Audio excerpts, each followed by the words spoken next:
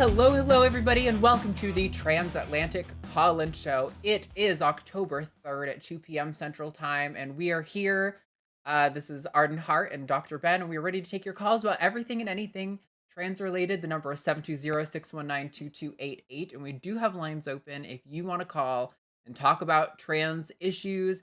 You want to talk about illegal aliens getting transgender operations in prison, or why you think Trump is going to be better on trans issues. I'd be happy to fully dissuade you of that notion, because the election is coming up and the world we're looking at for trans people on the other side of that is a fucking nightmare if Kamala Harris isn't president. So it's not a whole lot better with her president, but it's definitely measurably better. Sorry. It is a lot better. It's not a whole lot better, I should say. That's the distinction I'm going to make. But yes, I am Arden Hart, and with me today is Dr. Ben. What's going on, Dr. Ben? I'm here. I am surviving my dog pile on Twitter. From if any of you have been seeing what's been going on over there, Glinner has sent me a dog pile. It's been great. So, if you have any respect for your sanity, don't go over there. You don't need to see any of that. It's not productive. It will just make you angry. It's some pretty vile shit. So yeah, I mean that's all I've been doing is avoiding Twitter. Yeah, no, that's fair. I think we should all try to avoid Twitter a little bit more in our life. I think we'd be a lot better as a society if we spent some time avoiding Twitter. But real quick, we are going to jump into calls pretty soon. I just want to review last week's poll, read you guys this week's poll, and then I will send a version of this week's poll in the chat that you can vote on to vote for how you would have voted on the poll. If you want to actually vote, you can go check out the community tab. But first, we have last week's poll, which reads, if a cisgender celebrity is accused of being trans, do you think they should deny it or roll with it? 44% said deny it and 56% said roll with it. I didn't see a lot of justifications for the denying it in the comment, to be completely honest. There was a lot of like, well, why bother lying? I did see that a couple of times, but it's not really about lying. If you saw so I'm always putting a comment from the line, linking you to the show where we give context and talk about it. If you actually follow through with that, you would know that we were talking about Lady Gaga and how, as she pointed out, is actually more advantageous for her to not full-on deny it and to not full-on confirm it, to just say, why does it matter? Why do you need to know? Who really gives a shit? Because my fans don't, and I don't either. If you think I have whatever genitals, it doesn't really matter. I'm honestly surprised this many people said deny it, but I don't know. Ben, you have any thoughts on that before we? Yeah, I mean, I think like people are they're not obligated to say one thing or another. I do agree that it's like the best to, like you're saying, not make it a big issue. Like, teach society that, hey, this is not a socially acceptable question to ask people. Like, you don't need to like make this your business. I think that's probably the best thing. And I wonder if some of the differences in answer are related to like people thinking, is there an obligation? Like, are we saying that they have to roll with it? Because I don't think that anyone has an obligation to do that, but I do think it's a net positive if they do roll with it, and just not make it a big deal. So maybe that's where it came from. Not sure. Yeah, I mean, listen, we always have people in the polls who are like, this poll is stupid. This poll doesn't give me the option I wanted to. Because, I mean, we're not conducting a fucking academic study here, so these polls aren't formulated in a way to capture a particular audience. We're just trying to generate conversation and point people towards the show. But yeah, people get real weird about our polls sometimes. So I'm not sure that everyone had a great reason for having a tizzy over this, but let's check out this week's poll real quick, and then we'll jump into a call. Do you want to read this one, since it's your poll? Yeah. Does inclusion of trans men in conversations about abortion detract from the feminist movement? And I'll get into the context behind this later on in the show when we discuss it. But Put in your answer, yes or no, and leave your comments. Yeah. So we will check that out. There is a poll in the chat.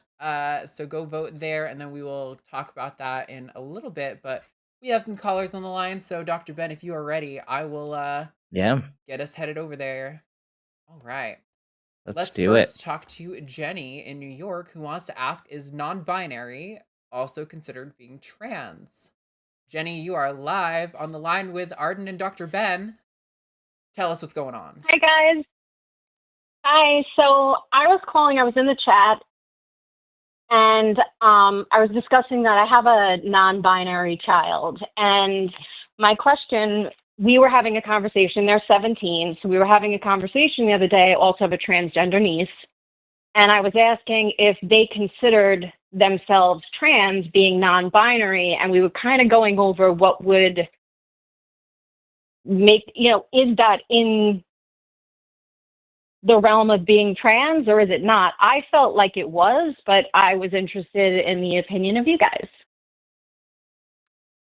You want to kick it off? Yeah. I mean, I think in general, most non-binary people would say that they are trans, and I would generally include that umbrella underneath the trans umbrella because I don't think anybody is assigned non-binary at birth, and so if you are non-binary and you were assigned something else at birth, that would mean that your gender identity is different than what you were assigned and would fall under the definition of being trans. I know some people don't want to accept like being under the label of trans, and I think that's fine for individuals. As a general, I would say that they're that they do fit. Yeah, I would echo a lot of that. Oh, sorry. Go ahead, Johnny. That's what I was saying to them, but I also was saying, because I asked the chat, and I was like, I'd like to be educated if I'm wrong, but I was saying if you don't feel like the gender you were born, or, that was applied to you at birth, then that would be trans, even if you are in the middle or anywhere on the spectrum, feeling different than what I guess society expects you to be, would be within that realm. Yeah, I think that's generally the definition that I approach, but I mean, echoing some of what Ben's saying, I've definitely known individual trans, or it, there I go, individual non-binary people who wouldn't consider themselves trans. Usually they're people who are like not seeking medical transition in any way, and it's not so much that they don't even identify along the trans spectrum, it's often that they feel like taking the label is going to somehow take something away from binary trans people, which I absolutely don't think it does. I think, if your experience of gender does not align with their sex assigned at birth, it's really as straightforward as that. But yeah, I mean, I don't know. It's this is the problem with labels in general, right? Labels are useful to a certain extent, but when it comes down to like, ooh, does each person easily and neatly fit into a category? Literally, there's not a single category out there outside of like, maybe like mathematical, like one or two people. That's a really cut and dry category, right? But when it comes to things like gender and even sex, those things are very difficult to have a comfortable, neat line for who is in and who isn't. I also say people sing my audio's low, so let me tweak that a little. I also raised them. Both my kids were raised with very open, accepting language in every way. If we played dolls, it was, are they going to marry her or him? Everything was always open. And I feel like my child that's non-binary, for a little while at I would say 14 and 15, got really, really fixated on finding the proper label for them, whether it be gay, pan, bi, non-binary, cis, whatever it was. And I was my input was always, try not to box yourself into any label. You can just be you. I also understand that having an identity is also very important, and being able to identify as how you feel. But I sort of always kept that open as just be you. and whatever that looks like, that's going to be great. Yeah, it's hard because I think something that makes people want to adopt a label, especially from the trans side of things. But I think everybody experiences this to some degree. The feeling that you have to defend yourself, whatever label you pick, especially to the cis-het community. Because if you have people that are very resistant to accept the fact that you're gay or accept the fact that you're trans, it can make you worried to go out in public and be open, because what if somebody says, oh, I don't think you're trans because XYZ, or I don't think you're gay because whatever reason. And so I think we like to have a nice box that we fit into so that we can justify that we are who we say we are to other people. I hate that we feel like we have to do it. And I think I would agree that, like, you don't have to meet all the criteria. I think meeting the criteria to some extent like gives people a little bit of sense of safety, even though ultimately, like, the people that are going to question your identity really aren't the people that you should be associating with a whole lot. But I think especially as newer, like, people to the community, it's hard to let go of the idea that you have to constantly, that you owe people an explanation or that you owe people a defense for your identity. So true. I think the only thing I want to add on to that is that's really why I like the word queer. I know a lot of people have a problem with the word queer because they're like, oh, it's so vague. But that's precisely why I think queer is so great, because it's anyone who doesn't consider themselves straight or cisgender fits into the bucket of queer. So when you are in that stage of like, man, I'd really like a label, it would really make me feel like I belonged or help me understand or justify myself or something. Queer can be such a good, like, umbrella term to know, like, okay, well, maybe I haven't sorted out the nuances of my identity yet. Maybe I can't articulate to you the specific way in which my identity pans out in the reality, right? I do know that I'm not straight and I'm not cis. I'm queer. And I personally love queer for that. I like to use queer a lot more than like LGBTQIA plus 2S, whatever, because it just, queer encompasses everyone, right? It doesn't, you don't need to keep adding letters on to the end to include every person it needs to include. You can just say, this is the bucket for all of those people. And I really like that. So that's my personal recommendation for people in that bucket. I agree too, because I think that also has a bit of like, it's none of your business where I fall.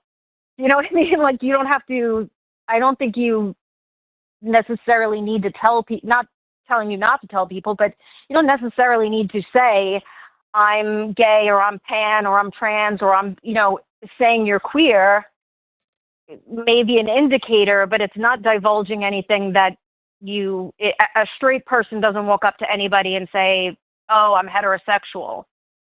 Yeah. Yep. So I feel like it's kind of more of a term that allows you to say something without having to say everything.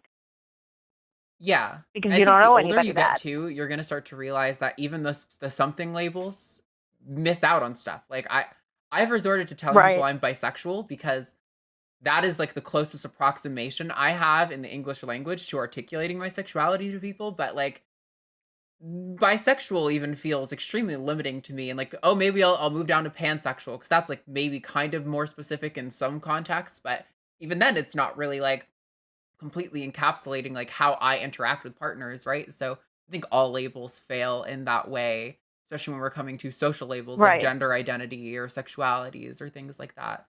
Also, to the people who are still complaining about volume, I literally just checked it. It is fine. I think you might be behind to right before I changed it. So I don't know what's going on with people. I also had a question for Dr. Ben. I have a niece who is in 5th grade. Her mom, who's actually my cousin, but we call them nieces and, you know, nephews, those the kids. But and she is living her life female. She goes to school. She is a little girl. And at what point I know that my cousin had already taken her to some doctors very early on, but at what point do you think that they should re-pursue sort of those avenues to discuss a plan, even if that's a non-plan, you know what I mean? To discuss what the options are and where to go. I also know they had seen a, forgive me, I don't remember what specialist it was, but it was a specialist who dealt with gender identity and stuff like that, which helped tremendously. Told my cousin, stop cutting her hair, you know what I mean? Like, you need to, and it helped tremendously. But at what point do you think that she should revisit those things? I think they can revisit anytime they go in. I think revisiting at your annual visits is probably fair, because that's kind of your time to plan. Hey, what are the next things that we're like looking towards in the next year of development? How old did you say this child was? They're in 5th grade. She's in 5th grade. 5th grade. Okay. Yeah, because a lot of the options don't even apply before puberty. You really have to be in puberty for any medical transition to happen. So I think that's something that they could address with their primary care, or even if this like gender specialist is an endocrinologist, that would be somebody to discuss with. Although they're going to be seeing them probably less frequently, so I would just bring it up at either of those visits. Okay, great. I try and get my cousin to call all the time. Like, you gotta call. You guys have been, I just want to say, you guys have been fantastic for me in my life. I've learned so much in so many different things, and it's not like I was coming from a place of complete ignorance, but I still have learned so much. And I would also like to say I'm proud. I'm embarrassed and proud that I'm voting for the first time this year. Because of the specific topics that you guys all talk about, and you've helped educate me in a way that politics always seemed like very overwhelming and I didn't understand. And everybody on the line has helped me understand and be able to make decisions and make me understand that this is the time I'm going to vote. So thank you for that. Thank you so much, Jenny. Yay. I really appreciate that. It means a lot to me when people recognize the importance of this issue for this group of people and that it would motivate you. That I really appreciate that. Thank you. Yeah, I have never wanted to vote, and this year I'm like, this is a non-negotiable for me. I have panic disorder, so it's a little daunting, but I'm doing it. It's great. Seriously, thank you guys. Do look up your early voting locations, because your early voting locations are generally going to have shorter lines, so it'll be a smoother process in and out. I would definitely look into what your early voting situation looks like. I have it. I got I signed up for that. I got the thing in the mail. I'm ready to go. Awesome. I love it. So, best of luck, thank Jenny. you guys so much for taking the time with me. Thank you. Yeah, thank you so much for calling in. Have a good day. Bye-bye. You too. Bye. All right. That makes my day. Yeah. Sorry. I just can't get over people. I see people still talking about volume. And then I saw Blaze in chat, who's called before, who's doing the gender is a faith claim bullshit. Call in. Also, real quick, before we get to the next call, I want to remind people that call with Jenny was absolutely fine. She's asking a question. I do want to reiterate that this show is not a open mic. This isn't a place for you to come and pitch ideas or to like just kind of loosely float topics. I really want callers to be focused on coming in with some intention and asking a question that's relevant to the hosts. So it looks like everything in here is probably okay with that I see right now, but a lot of the calls on the line don't seem like they are our preferred types of calls, and that's all I'm going to say on that. So, yeah, I just want to reiterate, people like Blaze, call in. Please don't call in if you just want to share your thoughts on a general topic. That is not what the show is for. So, anyway, what were you going to say, Ben? Oh, no, I was just going to say that, like, it makes my day when, like, all of our efforts, actually convince somebody to vote. Like, that's something that is has meaningful impact, and I'm very excited. Yeah. You can discussion does make a difference. So yes. So we've been doing, and we're going to continue to do until the election, shows every Friday and Saturday night talking about politics. And that was something that people have been calling in about, saying like, oh, what's the point? You can't change people's mind. Clearly untrue. We have done it before, and we're going to continue to do it. I think I don't know. That is, to me, one of the important, it's like the bare minimum advocacy that you can participate in. It's obviously not enough. Obviously, it would be better if you're door knocking for every politician, but most people don't have the time or interest to do that. So the least you can do is vote on behalf of your loved ones. Real quick before we jump to the next call, I want to let you guys know the week of shows coming up. This Friday, tomorrow night at probably 6 p.m. Central, Jimmy's going to be joined by Owen Morgan, Telltale Atheist, to talk about politics. Jimmy's probably going to do a solo show, might have a guest on Saturday, again, doing politics, Trump calls. So if you're a Trump voter, you should call into one of those shows. This Sunday on the early show, it's going to be Seth and John Gleason at 2 p.m. Central Time. Matt will be there with Eric from Skeptics and Scoundrels at 7 p.m. Monday, Skep Talk will be Aron Ra and Professor Dave, even Alyssa over on Chewed Gum. Matt and Mandisa Thomas on the Hang Up this week, so that'll be interesting. Definitely keep an eye out for that. And I think it's going to be myself and Lux next week, but Josie might be feeling recovered enough to do that. I know she's kind of let y'all know. I'm not going to tell her whole medical thing, but I know she told you guys last week in chat that she was in the hospital. She's feeling better. She's on the mend. So hopefully by next week, she'll be up for doing a show herself. I just spoke to her like just before the show started. So, all right, you ready for the next call? Yeah. Did we mention the super chats that get your votes in? No hashtag, no vote.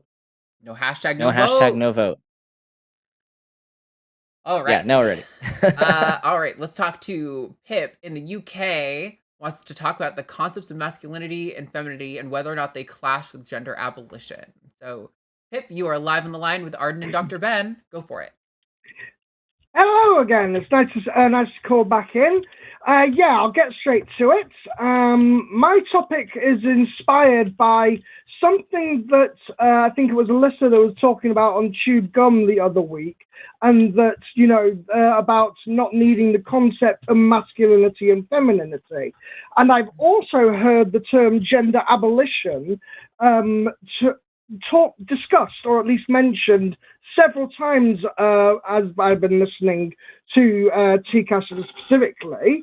And I'm just wondering if the concepts of, if this gender abolition concept, because this isn't something I've really encountered much before and don't seem to encounter in many other places. I'm just wondering if the concept of what is masculine and what is feminine being social constructs are in opposition to the concept of gender abolition, and, you know, people just doing whatever the hell they want. Not that they don't do already. Yeah. I don't think, yeah. Go ahead. Oh, Arden, you can go ahead. Okay. I was just going to say, it's a weird, like, multivariate issue because, like, I do think, at least as it's thought of today, masculinity and femininity would be kind of incompatible with gender abolition, but at the same time, I don't think that people are going to stop liking pink, stop liking dresses, stop liking monster trucks, whatever fucking gendered bullshit you want to pull out of your ass. Gendered stuff isn't going to go away, I don't think. It's just going to be the, you know, pressure, the societal pressures to conform or to like or to participate in certain elements of that are going to be gone. So, like, sure, femininity wouldn't exist under gender abolitionism, but, like, what we think of today as feminine things, I think, would still exist and people would still participate in them. It just wouldn't be the same distribution that you're seeing now, where it's like mostly women participate in feminine things and almost no men do. I think we'd see probably a more even distribution of whoever feminine things appeal to participating in them, because I think there's lots of things that are not gendered that we come to have preferences on, right? Like, I've used the flavor of ice cream a lot because I think it's really apt in discussing your internal state and something that's uncontroversial. Like, I don't know why I like a certain kind of ice cream. There could be a certain kind of social influence on it, but it's probably just some weird combination of, like, my experiences and my biology lead me to have some sort of predilection for a certain kind of flavor, right? So, yeah, I don't know.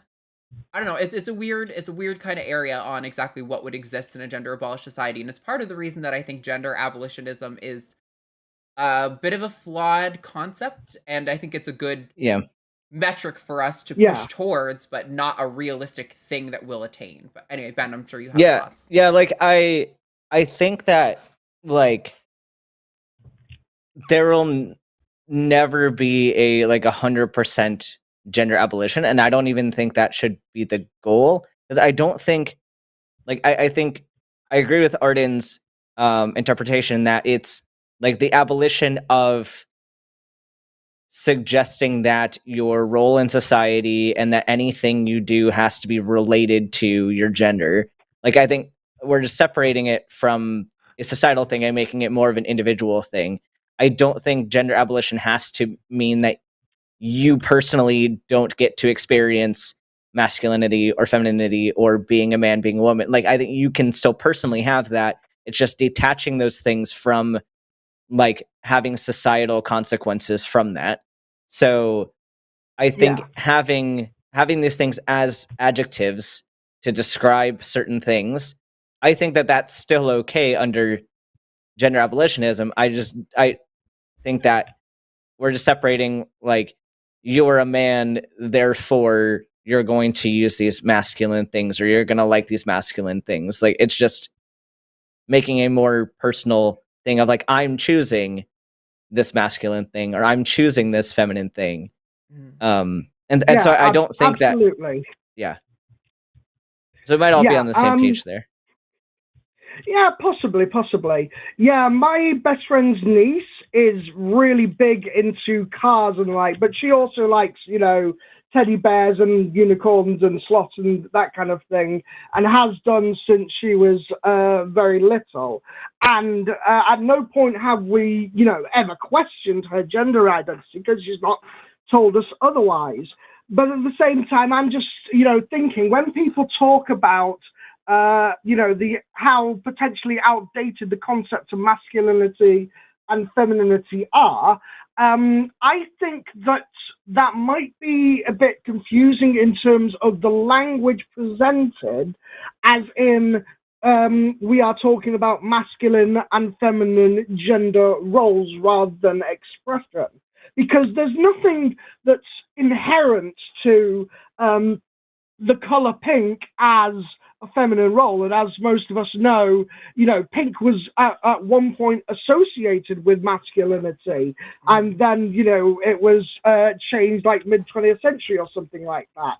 And I just think that we need to, perhaps, while we definitely need to get rid of the you are assigned this at birth, therefore you need to act or present in a certain way because that is what we expect of you. If we get rid of the expectations and just use masculinity and femininity as essentially a toy box for us to use and to find whatever makes us feel more authentic to ourselves, then I think there's going to be a whole lot less pressure, and we can naturally get rid of these, classic gender roles and these, restrictive ideas of what gender has to be. Like, this might seem like a tangent, so I'll keep it very quick, but I had this incredible dream the other night where I was found and wore this rainbow dash hoodie, and I was flipping off all the bullies from school who tried to insult me, because I have a lot of history with the word gay and anything feminine being used to weaponize against me. And to the point where I felt that I had to, if I even looked at an advertisement for a quote-unquote girl's toy, then that meant I was gay. And so untangling that and being able to fully embrace what is feminine has been a huge part of my non-binary identity and, social gender euphoria. And so when we talk about gender abolition and we talk about the concept of masculinity and femininity, I think focusing on them as tools would do a better service to both cis and trans people than just getting rid of the concepts altogether. Yep. Yeah, and I think we're all on the same page there. I don't think I think a bit sometimes going into the nitty-gritties on the exact definitions of this stuff is I think we're already on the same page, and we don't need to quite get into that nitty-gritty of the debate. Yeah, I think lot of the same. Yeah, I fair appreciate the call, enough. Pip, but yeah, I don't think we need. Yeah. We're in agreement. I appreciate you fair calling enough. in, but we'll probably move on to the next Yeah. caller. I'll give you a last word. Yeah, I just have one very quick thing to say. After the recent UK election, Labour got in and immediately started calling to implement the recommendations of the Cass Review, and the LGBT Labour group, who was supposed to advocate for us, has been completely silent on that. So while I absolutely wish all Americans the best of luck in defeating Trump, I personally don't trust Kamala to really follow through on trans support or the states in general. But I wish everyone on your side of the pond the best of luck in figuring that out when the time comes after you've, given Trump the boot. Thanks, Pip. We appreciate your call, and we will talk to you another day. Have a lovely day. Also, I just want to point out that aside from the not Kamala, well, Kamala might not deliver the pro-trans society we want to live in. I want to make it really important for people who are having this sentiment to understand something right now. I should be following the format. I'm taking the next call immediately, but this is warranting a stop because I like having a soapbox, apparently. Trump is openly advocating for trying to criminalize doctors who provide trans care. He's openly advocated for a federal ban on minors accessing trans care. So while Kamala may not advance trans rights, this is the difference between not rocking the boat and thrown over, getting shot in the side, and then somebody dumping a great white shark in the water with us.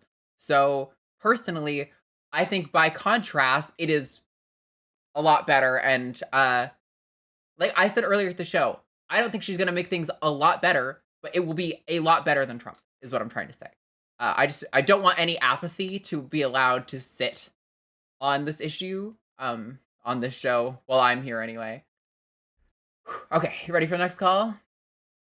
Yeah, I was just tweeting the show link out to my dog pile. Nice. So we might get some trolls or we might get some fun calls. We'll find out. There have been a few people in chat, like it was like Rescue Estate or something, and Blaze, who are both kind of giving some anti-trans or like very confused takes that I get in welcome here. you to call in. Get in here. We should burn through some of these. Let's see. Is there any that jumps out at you that thinks might be easier to maybe 7-4? Or nah. If it's okay if not. Nah, you can pick one. Okay. Well, Jesus Christ. Okay, so a lot of these calls, you guys, are kind of friendly calls, trying to pick our brains about something, and I really want to urge you. Well, I don't want to dissuade that completely. I do feel like sometimes we're getting a lot more of those calls than it's taking up the line, taking up space for potentially more combative callers. So I might start enforcing a like supportive, combative kind of dichotomy in the callers. And doesn't mean you have to hate trans people if you're listing yourself as combative, but it might mean if you're not totally on board with everything and you want to question some standard thing that we talk about, you might fit yourself in that category.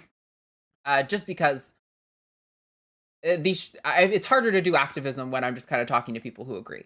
But we'll, for now, take Noah. Pronouns are they, them in Egypt. Noah wants to talk about gender as a social construct in other societies, which I think that can be very interesting. So Noah, go ahead. You're on the line with Arden and Dr. Ben. Hello, can you hear me all right? Yep, we gotcha. Great. I have like a lot of questions actually. I don't know if I'll have time for all of them. But I'd like to preface this with I'm in Egypt, right? And we don't have a very open gender ideology society kind of thing. So I don't really know the proper etiquette. I'm gonna try to be as good faith and as respectful as I can be. But like if I slip up, please forgive me. It's not meant to be an offense. It's just like I'm not educated in that kind of stuff. It's all right. We appreciate that. The other thing is, yep. You're good. And the other thing is,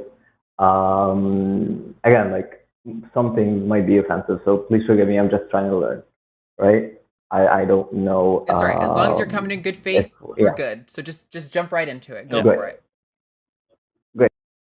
So what I'm learning about the whole gender thing is that gender is a social construct. Like I hear that all the time, and it drives me to think that different gender roles exist in different societies, right? Like I live in Egypt. We don't really have a place for non-binary people, and what I mean by that is if I was born in the U.S. like right now, I'd probably grow up to be a non-binary person. As it is right now, I hate the idea of what a man should be being imposed on me by other people. I'm still like a guy. I'm presenting as a male. I use he him pronouns all the time. But like I just hate the idea of my gender being imposed on me, and that like leads me to think like yeah, you live in a society where there is a third place for people who don't identify with either gender. But what about societies that don't have this third place? Is it even valid for people to advocate for like non-binary people to express themselves in that way when there isn't a societal construct for that gender? Like, am I getting through? Yeah, absolutely. I'll start and then we can pass it off to Ben. I just so like yeah, I agree. There are different gender roles. The expectations for men in Egypt are different than the expectations for men in America, and they're different from the expectations that men had in indigenous cultures in North America like 700 years ago. Like we have all these things are going to vary wildly. With regard to like, should people be able to identify as non-binary even in a culture where that's not like super, it's not easy. You don't get to decide how you feel about your gender. Even if you did, you should have the right to, I think. But in my experience, you don't get to choose how you feel. You just feel a certain kind of way, right? You're evaluating your internal sense of self and your internal state, and you're coming to conclusions on that. And just because your culture doesn't accommodate doesn't mean that it's not okay to identify a certain way. We've had a lot of callers from some of the like love languages, like French and Spanish, where there's a heavy gendered into like element to the language, and there's not really a non-binary element, complaining that they can't it's not, you can't be non-binary in French because you can't talk about it, which that's just silly. Just because somebody can't talk about it doesn't mean that they don't have those feelings. And I personally, while America is probably one of the more accepting countries on the planet with regard to trans people overall, we're definitely not the best, and trans people here still experience a lot of bigotry day to day. And in spite of that, I don't think that I should stop being public or stop being present or stop, talking about how I feel and the challenges that I face just because society is not super amenable to it. Society can fucking catch up, because I'm sick of being treated like garbage. And I'm sure you feel sick, Noah, of not being able to like express the full depth of who you are because of the constraints of your society. And now, obviously, if expressing that puts you at like safety risk, if you live in like a country where that might be a problem, please do, please do consider your safety as a priority. But people in countries that have been really oppressive to queer people have been risking their lives for protests for a long time, and people here in America queer people risked their lives for protests for a long time before we got the right to be queer. Every queer person in America right now stands on the shoulders of giants who really fought hard for our right to be free. And it sucks, but that is what it is to be a marginalized person, is to be denied your ability to be your full self and to participate freely in society as who you are. Yeah, like I guess like the crux of it is there's simply no label for what I am or what other people that are non-binary are in Egypt, right? Like you're either a Yeah. guy or a girl. There's no in between. There's no third option. And So that's like something. that lack of a label, yeah. Yeah, no, and that's something that if you look at the US and other places, I'm not sure how familiar you are with like neopronouns, but that's something over here that has a lot of spicy debates going on because people are like, this isn't a thing in our language. Like, why are we making up new words for people? But that's exactly what like neopronouns have been here, is we're adding something to our language that wasn't previously defined. People have said, I have an experience that doesn't currently exist in our society as a known thing or as a known term. So I'm going to create this term to to better describe how I perceive myself and how I want to express myself. And so sometimes you have to define your own place wherever you're at. And it sounds like in Egypt, there might be a need for people to define their own place within that society and say, hey, this is who I am. This is the term that best describes me. This is what I want to use. This is how I want to present myself. And it can be very uncomfortable. And we can talk to a lot of people in the US that use neopronouns get a lot of shit for it because people will say that's not a real word, or like, I don't know what this means. I know. But that's kind of what Arden's saying. Like, you kind of, yeah. if you want to have those changes, sometimes you need to start pushing some of those dominoes over. Like, somebody's got to push those dominoes. And you can, and it's not to say that you're obligated to. No one is obligated to put themselves into that position, and it might be significantly dangerous where you're at, but someone's got to push those. And you have to make the decision of, is it going to be me? Am I going to be the one to start pushing these, or am I comfortable enough here to wait for someone else to do it? But it can be a complex thing to think about and a scary thing. But there are ways to make space for you, no matter what society you're in. Two things about that. I mean, yeah, all words are made up, yes. But two things about that. First, there's not the prerequisite respect for self-expression in Egypt that would allow such a thing to even happen. Like transgenderism, queerness, and especially homosexuality is actually banned by law in Egypt. So yeah, and that's where we're saying that it's the other thing. That's what I'm saying. It can be scary. Yeah. And it's, again, like, this is where we're up against a very uncomfortable situation, because at some point, that's in order to get people the right to exist, like, that's going to have to flip. Like, somebody's going to have to push that boundary, and it's absolutely scary. It is terrifying what like countries are doing to people like who identify as queer, etc. But like, at the same time, that doesn't mean that those concepts don't exist.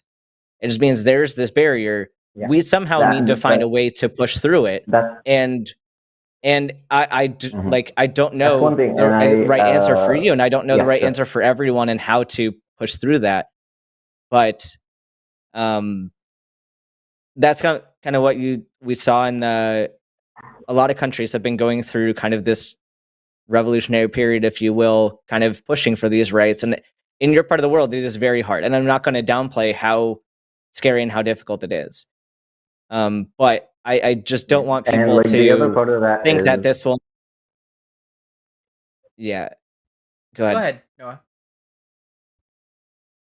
The other part of that is like, it feels weird to me that like I don't find that word that expresses who I am in this language, so I'm gonna make it up. Yes, all words are made up, but it feels weird because it feels like I'm that guy in college who's trying to force everyone to call them a certain nickname, right? Like, I really wish I had this nickname, so right. Yeah. So what? So what? It's that's uncomfortable.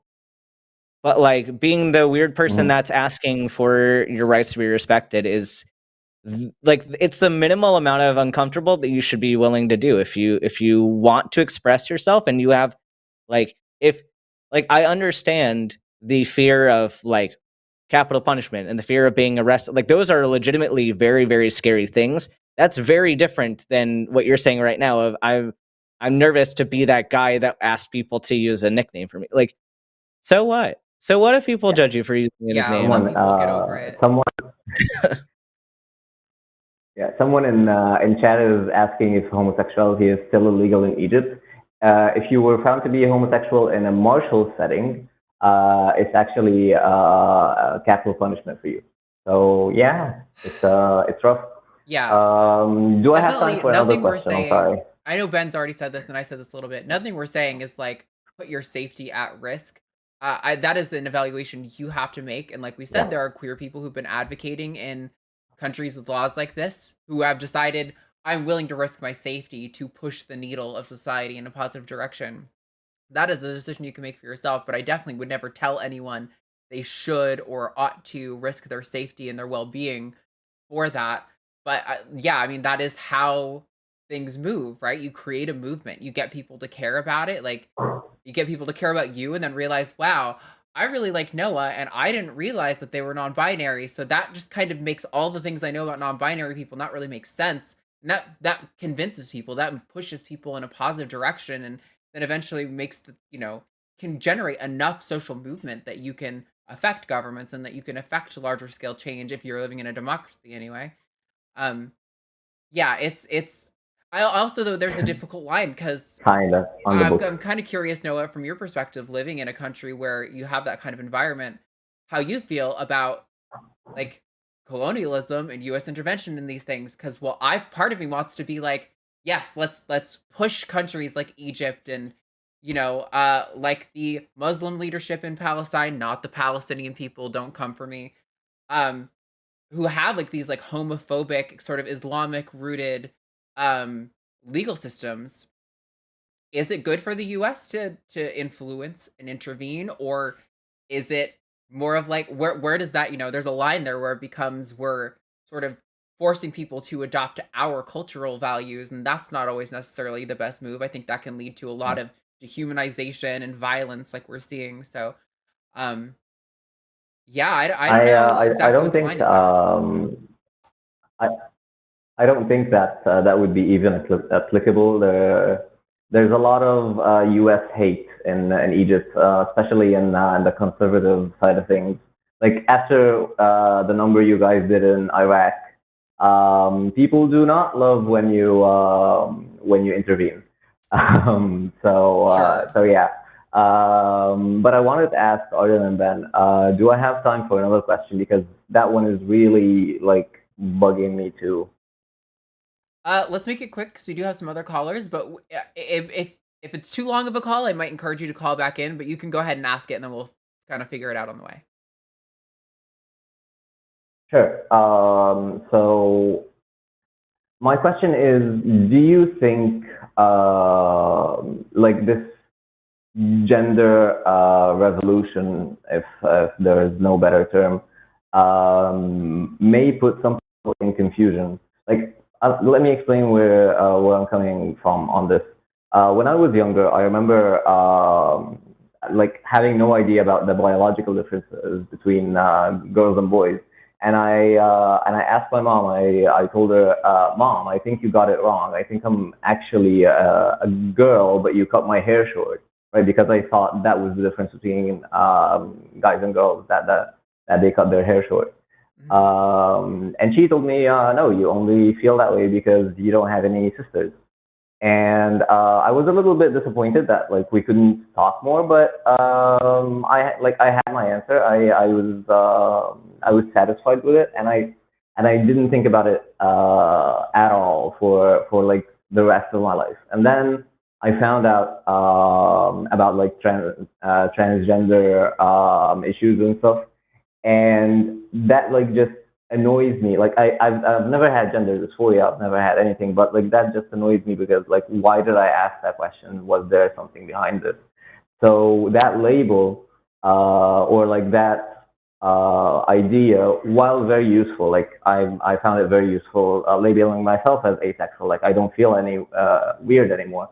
But like just having this idea out there makes me feel like I have questions about who I am, and like this is like there's this little bit of confusion there, and I was kind of wondering, like, do you think it does cause confusion, and if it does, do you think it's worth it? I don't think it causes confusion, but I do think knowing certain things can make you reevaluate your past experiences and realize, oh, this thing existed that I didn't know, and then you're now able to perceive your past experiences through an entirely different lens, and it might lend some better understanding to who you are. But I don't want to spend too much time digging into that because that really could be a whole other call. Ben, if you want to give any last thoughts, and then we'll let Noah go. Okay. No, I think we're all good. But I encourage you, if any other questions come up, there are other shows you can call in any week. Yeah, we would love to hear from you again, Noah. Cool. All right. Have a good Thank day. you. We'll talk to you later. Bye.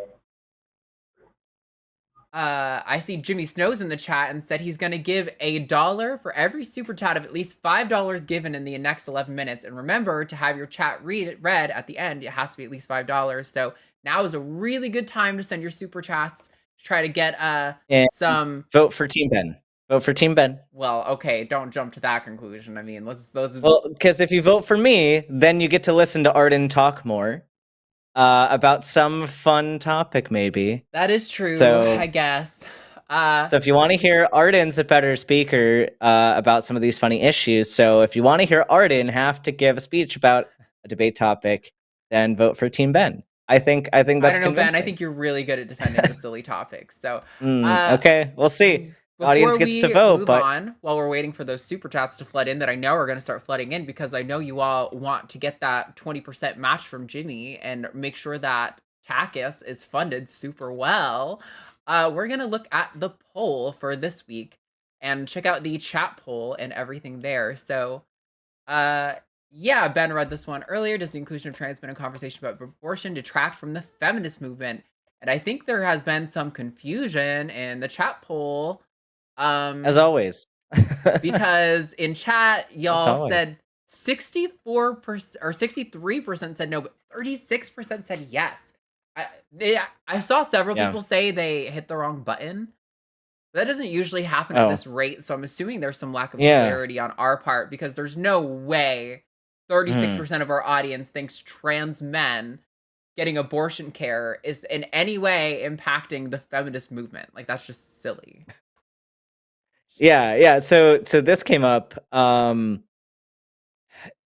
This has always been like an interesting discussion because for so long, the gender critical movement likes to say that trans men are, number one, confused lesbians, but two, that trans people should not belong in conversations about women's rights because these are women's issues. So the issue was people were saying that the term pregnant person detracts from feminism because it's taking away from a discussion about women's rights, which I absolutely disagree with that, because trans men and trans non-binary people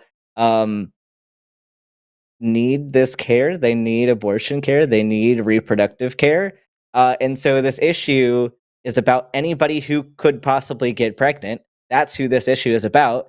And so being inclusive, yes, helps the feminist movement. Like, helping trans men in this also helps cis women in this, because if abortion is accessible to everybody that needs it, then guess what? Women are going to get access to it, and trans men are also going to get access to it. Like, this should be a yes and question. Like, yes, women should have access, and trans men should have access, and trans masculine non-binary people should have access to it. None of this detracts from women's rights at all. And excluding trans people from this conversation does hurt trans people, because we already have trans men who are not getting pregnancy-related care because it's terrifying, and they'll even have, like, their insurance coverage will deny it because if their gender markers changed to male and they get pregnant, their gender is not eligible for that care. So we are seeing actual harm that can come from not including trans people in this discussion.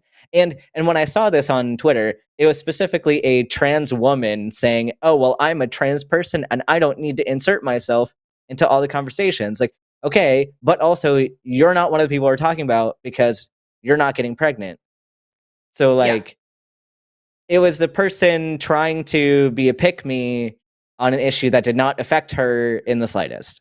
So Yeah, it is really a shame. I mean, it's just one of those things where it seems so obvious to me this does not impact cis women in any way. Nobody's denying that cis women are the majority of the people getting pregnancy related care, or that pregnancy is primarily a women's issue. You could even say that, like, primarily or normatively, but acknowledge that pregnancy isn't exclusive to women, and that all people who need the care deserve access to it. Nobody should be denying calling you a mother in your OBGYN appointments or anything like that because they're trying to be trans inclusive. That's not what people are advocating for. All people are advocating for is better accuracy when we're talking general scope of the all people who need pregnancy related care, reproductive care, and to like care about the individual when you're talking to them and realize that this person might not be a fucking mother. That might be like kind of offensive to call them a mother in this context. And honestly, I think most medical professionals are probably pretty on board with that. I can't imagine this is as much of a problem in the medical community as it is on like the online politics debate community who want to be like, well, what if this very niche hypothetical situation creates a problem? And it's like, okay, sure. Oh yeah, the medical community does not care. Right. They're just like, to show up for your appointment. Like, okay, just show up for your appointment. I love that. All right. I want to remind everyone that we have 4 minutes left of Jimmy matching $5 super chats, so get it a few more while you still can to boost that overall total for Takis. Make Takis look amazing for us. Get those hashtag Team Arden votes. Get those hashtag Team Ben votes in. Make one of us defend one of the loser positions that is currently going on in the chat poll. Also, consider supporting us on Patreon. Patreon.com/calltheline is one of the best ways to support the Line Network overall. But with that, Ben, are you ready to we move on? got a spicy call. We do have a spicy call. It's about damn time. All right, you want to pull in Jacob? Yeah, let's Jacob do it. in Tennessee wants to call back for Dr. Ben on trans care as it relates to minors. So, Ben, you were on the line with Arden, Jacob, you're on the line with Arden and Dr. Ben. Go for it. Hey, so thanks for taking my call. I talked to Arden, I think it was last week. I'm going to do a little bit more homework and get back with you guys. Okay. So that's what I did. Awesome. And, you know, I'm not sure how aware you are of what's going on in Europe with trans care as it relates to minors. Are you aware of Jacob, I bet I am more aware of what's actually going on with trans care than you will ever be. Yeah, you probably are. You know my profession, right? I heard you were a doctor. I don't know what you're a doctor of. Yeah, I'm a medical I don't know doctor. If you're like a... So okay. Yeah. So that's why I wanted you to call in for me, because it's last week you were very, very confident about things that you are not at all educated in. And I find it kind of funny that you are so confident in your knowledge about this subject. So bring your argument to us. I'm just citing research and you cited one policies. Paper. So not even an academic paper. You cited one thing out of the entire body of medical research, most of which disagrees with what you brought last week. I did listen to the call. And I love that you go to I'm just not a paper. Yeah. So okay, it's a little unusual. It's an article published in a medical journal. I would suggest you be less confident about your level of knowledge on the subject, and it's not a like study in itself. It's a protocol, like Arden had said. So, do you know the difference between a protocol and a study? A protocol and a study? No. Mm-hmm. Okay, so why do you think that you're the right person? So why do you think you're the right person to weigh in on what medical care other people should receive if you don't even know the difference between a protocol and a study? Why should I listen to your opinion on it at all? Well, you shouldn't listen to me. You should listen to the authorities in Europe. Except that's not the authorities in Europe. That's one protocol. You don't even know the difference between a protocol and a study. You're clearly talking demonstrating about the that. protocol? I know what you're talking about. I thought you were talking about like a protocol as it relates to. No, I'm like talking about what you brought last week to the show. Studies. Oh, okay. What you brought last week to the show is is not a study, and it's not what we're using it to make generalized medical care for other people. It referenced certain studies. Okay, Jacob, do you understand that it's got 30 references? Yeah, it's references don't mean they're referencing academic studies, though, Jacob. Yeah, we're talking about protocol. This is how they apply care. Yeah. The care is still being given to minors in that country. They're just doing it slightly differently. That is all that was in the thing you sent. Sorry, Ben. Yep. Yeah. Yes.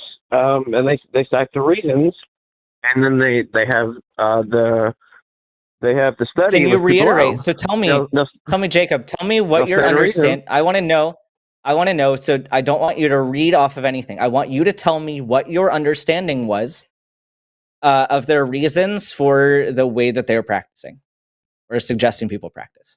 A huge uptick in the number of females specifically identifying as trans men, and the huge uncertainty in the fertilization of the hormones being provided, puberty blockers, and hormones. And then the huge uncertainty in the long-term, the long-termality, I guess we'll say it like that, of gender, of being trans, right? So that they don't believe that necessarily that will continue for a long time. Should we just not do any medical care that we're not like 100% certain about? That's not what I'm saying. Do we need to be? I never we need to be 100% certain. We need to be confident about the long-termality. Is what we need to be confident about. Yeah. What? So because there are things we don't know. What it was saying is that because there are things we don't know, we should just not provide the care, which is not even true, because these are the same medications that we've been using for decades for cis people. And the physiology of trans people is the same as cis people, just there's a difference in their identity. So the fact that we've been using puberty blockers on people with precocious puberty, and we are confident that this is safe in the long run for them, should give us enough reason to say, hey, this is probably safe for trans people who have the same physiology as these cis people. Do you think that we should stop using, like for the same reason, should we stop using Lupron for people who have precocious puberty? No, I mean, you'd have to look at the, I don't know about that. So then why is it safe? So then why is it versus how they administer it? Yeah, so then why is it safe to use for people with precocious puberty, but not safe to use for trans people? What's your reason there? They didn't specify which one. So there's a topic. There's the nuance that you don't know about. So I think it's actually both combined. So again, why should I listen to your take on this when you don't even know the issue you're talking about? I'm not giving you my take. I'm giving you. No, Jacob. Don't you dare tell me you're citing. You are giving a take, Jacob. Jacob, you're giving a take that is completely unwarranted and unnecessary because you don't know enough to weigh in at all. And you are never going to make. You should not be allowed to make this decision for other people. You should not suggest that you can make this decision for other people. You should stay the fuck out of this conversation. Like, and this is what I'm trying to say with this whole medical issue is there are people whose job it is to make these decisions for other people, and it's not yours. Like, let the experts run the show here. And you're not even aligned with the experts in those countries. You're misrepresenting what their position is. So you're acting like, oh, don't listen to me, listen to the experts. Jacob, yeah, we are closer to the experts than you are. You are buying propaganda about what the experts and pretending that it's a study. You don't understand these things. I've provided this. You don't even seem to be willing to have the conversation with me. You know why? Do you know why, Jacob? 2 weeks in a row, dipshit, and you called a different show before that. What the fuck do you mean? Jacob, I'm going to ask you one question. The first show I called, we weren't able to get into anything at all. I'm going to ask you one question, and I need you to answer this for me. You are not going to go off onto something else. Do you think that your opinion on this particular subject should weigh in on how we view medical care for trans people? No, I think you should listen to the opinions of the experts that I'm citing. Answer Cool, my then question. we're gonna dismiss you because Does they your disagree opinion- with you. I just told you.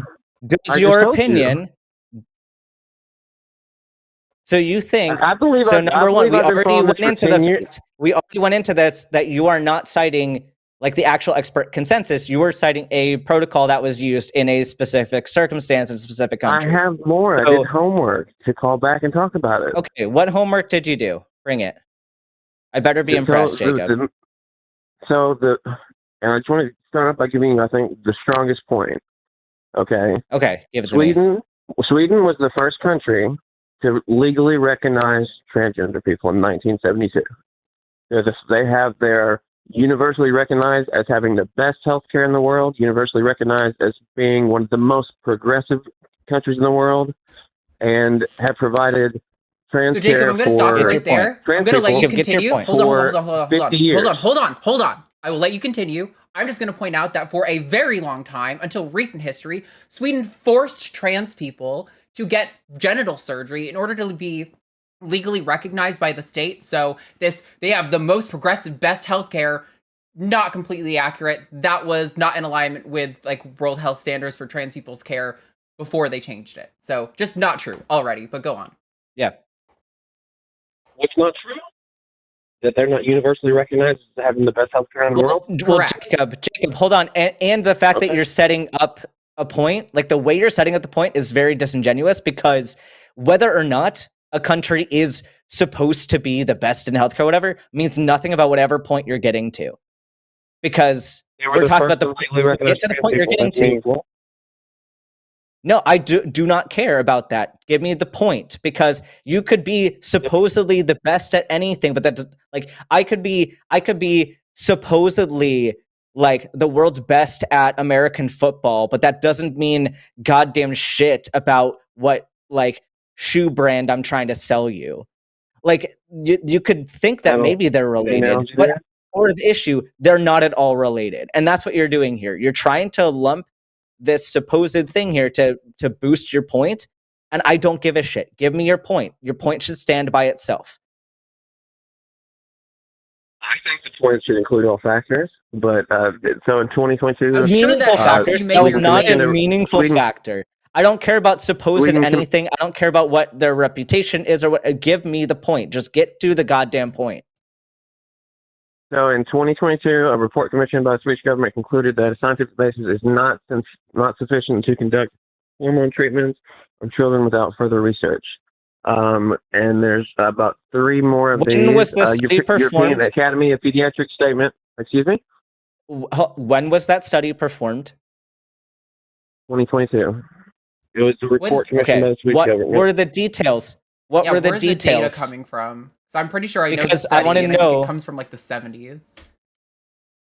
Yeah. No, And a lot of times the studies that people use don't actually say what you think they're saying, and they're making conclusions based on like a poorly conducted study. And based on some things that you've already mentioned, it sounds like you're with the previous thing, that the protocol you're talking about, there's a lot of issues here, I think, with correlation versus causation, and I don't know if you can understand the separation of the two. I can. I appreciate if you treat me. I'm a normal person, okay? I'm a mechanical engineer. You're a normal person. This Hold is on, not- Jacob. Hold on, Jacob. Listen, You know, listen to me. So I'm going to tell you just something very saying, important don't here. talk down to me, Jacob, please. Jacob, That's not nice. Jacob, mother. shut up. Jacob, you're going to listen to me, because here's the thing. You're on a public platform trying to suggest that you should make medical decisions for other people, or that you know better than people who actually are qualified to make medical decisions for other people. And so here's what's going to happen here. If you're going to elevate yourself to the standing, if you're going to elevate yourself to the standing of an expert in this subject matter, you have to accept the burden of responsibility, and I'm going to hold you to that standard. The funny thing is, anybody who is an expert and who knows this shit would be able to carry a conversation and be able to respond to the things that I'm saying. You think that this is unfair. You think this is an unfair. No, you think that this is an unfair grilling of you because you know that you're not capable of meeting that standard, and you expect me to lower my standard that I'm accepting to accommodate discussion with you. Okay, like if this was a conversation where you weren't trying to. No, Jacob. We because have you've already given you a demonstrated. chance. You and at every already turn have demonstrated. you step in it. I went and you You've told me to go and do multiple homework times. and come back. Oh, I'm gonna mute you. And your homework was You've bad. You've demonstrated multiple times in this that you are not capable of meeting that standard of being seen as a professional and being seen as a legitimate expert. So you know what? If you can't handle being grilled like an expert, you should not be talking like you can make decisions for other people, and you should stay the fuck out of their healthcare. That's what I'm going to say. If you are not prepared to handle the responsibility of this discussion, maybe you shouldn't be advocating for the things that you are, and maybe you need to learn more before you get yourself into this mess.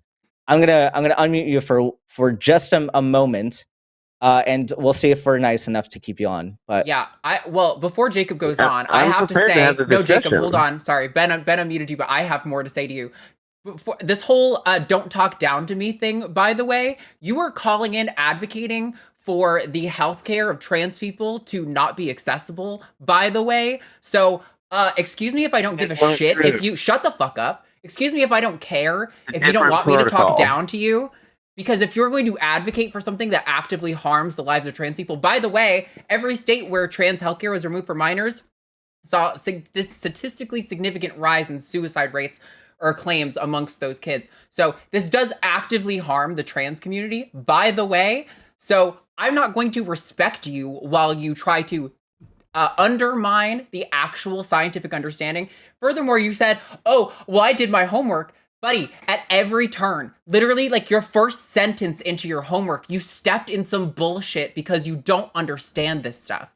You went and did your homework, but you did a bad job. No, stop. You did a bad job. You did a bad job, Jacob. I would appreciate you Jacob, I'm going to mute you, Jacob, because you don't understand how this works. So nobody can hear you right now. You did a bad job because you don't understand how this stuff works. I don't care how long you've been looking at this stuff. You clearly have demonstrated at every single turn you don't understand how this stuff works. When we asked you how they collected that data, you had no idea. All you said was, I just quoted it. That doesn't tell me anything. When did they get that sample from? Was it, coming from medical records from the 70s? Because a lot of Swedish studies do that. We're trying to get clarity on understanding these things, and you literally don't even understand how to answer our questions while you're actively trying to participate in an academic part of this discussion. It's embarrassing, and it's why we're frustrated with you, and why I owe you no fucking respect at no turn in this conversation. Yeah, and for the record, like, just following something for 10 years, Jacob, following something for 10 years doesn't mean bullshit. Like, so I've been actually studying medicine for, I had 4 years of undergrad, 4 years of med school. I finished a year of residency. I probably have 3 more years of residency plus a fellowship after that, of actual, like, rigorous education.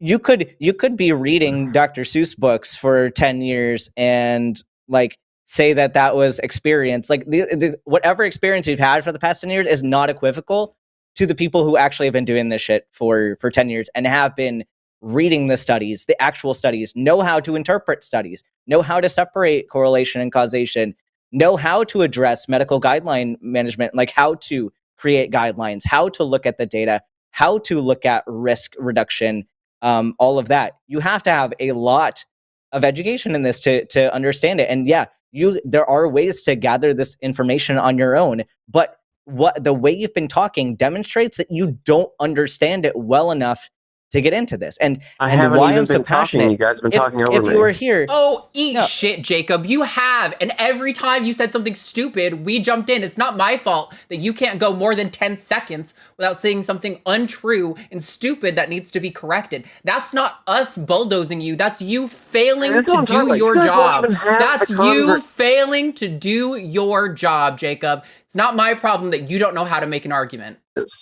I got you were muted, by the way, because Jacob had to speak sense. Okay. Jacob. So I mean, that would here's be what I would wonderful suggest. if we could actually have the conversation. It'd be wonderful if you No, could and stop here's- walking can we into please shit. have the Jacob. conversation? Jacob, no, and here's we please if you have want to the have the conversation? conversation, here's how it's gonna go. No, Jacob, here's how it's gonna go if you're gonna have the conversation. You're gonna humble your fucking self and not pretend to be an expert in something you're not expert in. It's better to approach it and say, hey, I found this resource that I have questions about whether or not it's legitimate. I have questions about what this means for the trans community. And like, how should I think about this? Like, that's a better way to approach it as someone who's a layperson than to say, I'm going to go toe to toe with all of these experts and I'm going to say that they don't know shit because I found this paper. Like, the way you approached it is putting yourself at a level that I don't think you deserve to be at. And so that's why I'm giving you the fire that I'm giving you. If you came in like with some humility, I would have treated this call very differently. It's the way you walked into the conversation. It's the way you talked about it that made us approach you like this. I disagree with people all the time, and I can have a polite discussion with people all the time. But they don't start the conversation like you had, and they didn't have the call last week like you had. So if you want to reset and you want to have a charitable discussion, we can do that. But you have to be ready to meet us on that level if we're gonna go there. That's fine. That's fine. And I'm not really sure what makes you think me talking about Sweden and the history of being the first country to recognize trans people. I'm not really sure how you took away from that. And we're giving humble, but So now we're going to explain it to you, okay. Jacob. That's Jacob, okay. this is an opportunity for us to get some clarity, okay? You don't understand why we jumped in on you saying that.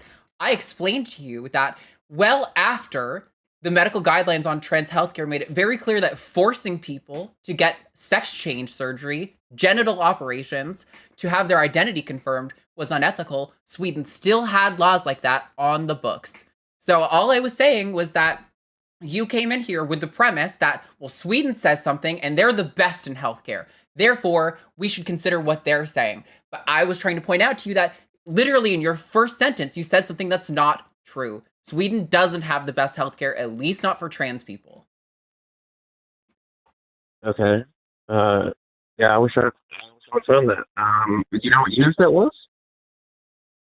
I didn't understand that. Your Like mic they got still do garbled. Do you know what years that was implemented? I don't remember what year they overturned that. I think it was in the mid 2000s. It might have been. I'm pretty sure it was after the turn of the millennia, but I might be wrong on that. I mean, it's the only thing I would say is, it's somewhat of a new thing. In '72, they started legally recognizing people, and I mean, I don't believe they're evil people. I believe that they thought that was what was medically necessary. Yeah, they were for wrong. somebody to transition. Yeah, and things change over time. Right. We learn more over time. And that's something too that we're learning as these studies go on. We're learning what the appropriate action is, and the overwhelming medical consensus now is that the right move forward is to provide this care. And I think there's a huge misunderstanding, especially in the media, if that's where you're getting a lot of your information from, of what gender affirming care looks like for minors. It's very easy to look at it from the outside and think that this is some aggressive stuff, but like, it's really not. And there's so many layers to go through to even get some of the more advanced things that we talk about. Like, puberty blockers are not handed out like candy to like everybody. And that's not even the most, like, people have such strong reaction to puberty blockers, but there's some of the more benign medications that we use. Like, we're using puberty blockers on 6-year-olds. I also found when that was amended in Sweden, by the way. The act was implemented in 1972, and it was amended in 2013 to remove the requirement that they were sterilized or had surgery before they got their gender legally recognized. Okay, well, that's a long time. 2013 is 9 years ago, or 11 years ago, so not that long. Yeah, well, I'm talking about the policy, how long the policy was implemented for. You made me forget what I was going to say. I know how... I was reading one of these studies, and they were talking, and they cited the percentage of people and what time it took them to get like HRT and puberty blockers. And the study that I can reference was that 60% of individuals received HRT within a year. Well, so here's for and so minors. within a year is actually like that's a pretty decent time frame. Like they had to go through multiple appointments to get that usually, and but even when you start quoting data like that, you need to establish what was being looked at, because there have been multiple studies that their definition of what a trans person was is completely a different definition than many people would use, and the same thing for people being referred to gender affirming care clinics. Like one of the reasons why you see a higher percentage of people assigned female going to these is because they're the most likely to get referred to the clinics, because and there's a lot of discussion about what particular reasons prevent people from getting the referrals, but a lot of it are people who are like higher risk, typically trans women and trans girls who are in abusive situations are less safe to tell anybody. And so if you're less safe to tell anybody, you're not going to get the referral. So like there's a lot of ways that we can explain these jumps in data, because it's just a subset of a collection of data. Like what led to that collection? What other variables do we need to look at? And it's not always like this is a social contagion. Like, no, you have to look at what does access look like for these different people. And I think, Jacob, you've seen some numbers that worried you, but you don't have a lot of the nuance to interpret this data. And so that's something that's problematic within people that try to read science, is that like anyone can read a number, but it actually takes a lot of work to know what these numbers mean and what do we do about them. And so that's why I think that even if you've done a lot of reading, I don't know if you're super well equipped to interpret a lot of the things that you're intaking. And so that's why I think a lot of the pushback has happened.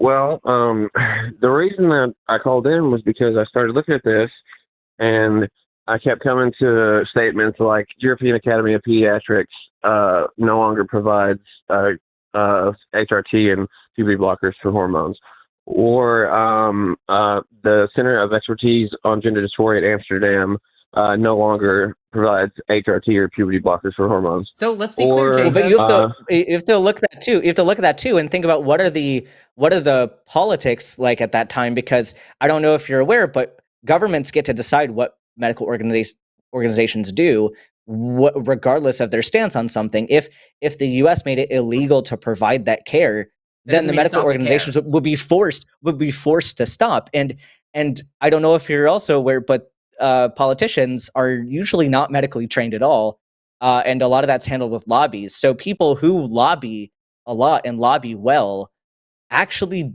unfortunately, can decide what care people are able to receive, regardless of the evidence behind it. So some of those things, again, there's a lot of questions I have about the context of these papers that you're finding and like these protocols that you're finding. And so if you can provide some of that context, it adds a little bit more to the conversation. But just those statements by themselves, it doesn't change a lot for me, because the overwhelming data otherwise contradicts that that's the right way to go.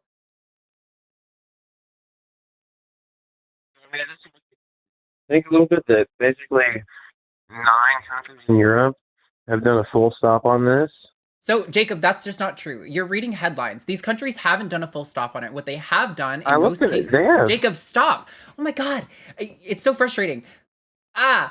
You let Ben talk, but you have a problem with me for some reason. I don't know what the deal is. Go ahead. In most cases, what you're reading are headlines, and in most cases, these countries aren't ceasing this care completely. They're moving it to a environment where you're only accessing it as the part of an academic study. But they're not denying the care outright. It just means that it's more strict, a little bit harder to access. And by the way, every major medical organization in the US has endorsed trans healthcare as valid and sound and effective. So why is it that you're so interested in appealing to these European countries who disagree with the experts in the US? By the way, these countries, again, aren't citing data like, oh, we're seeing trans suicides go up. they're saying, wow, we're getting more referrals and that's suspicious. But that's not really a reason to deny healthcare. That's a reason to look into why it's going up. But you're not ever bringing us, oh, it's worse for them. They have bad outcomes. It's going up because of this reason. You're just telling us if the referrals are going up and they're getting the healthcare, and that's scary. But like, we're not getting the actual reason this is a problem, and it conflicts with the major medical organizations in the US. So why are you, Jacob, so desperate to, by the way, I find it interesting that I asked you to go do homework and then you basically took that as, let me go find studies that justify my position, rather than like, let me actually evaluate all of the evidence and come to a conclusion after that. It sounds like you are just looking to confirm your biases and that you're not actually looking at having a robust understanding of this topic. Are there any other controversial medical, are there any other controversial medical things that you are particularly concerned about that you're spending all this time focusing on? I know what the U.S. medical studies say, so there's no reason for me to go research that. I've been following it for 10 years.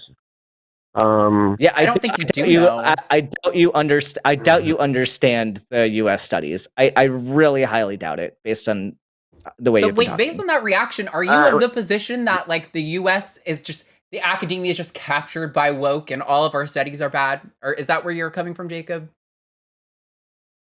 I mean, I'm under the impression that it's a capitalistic society and capitalism taints things.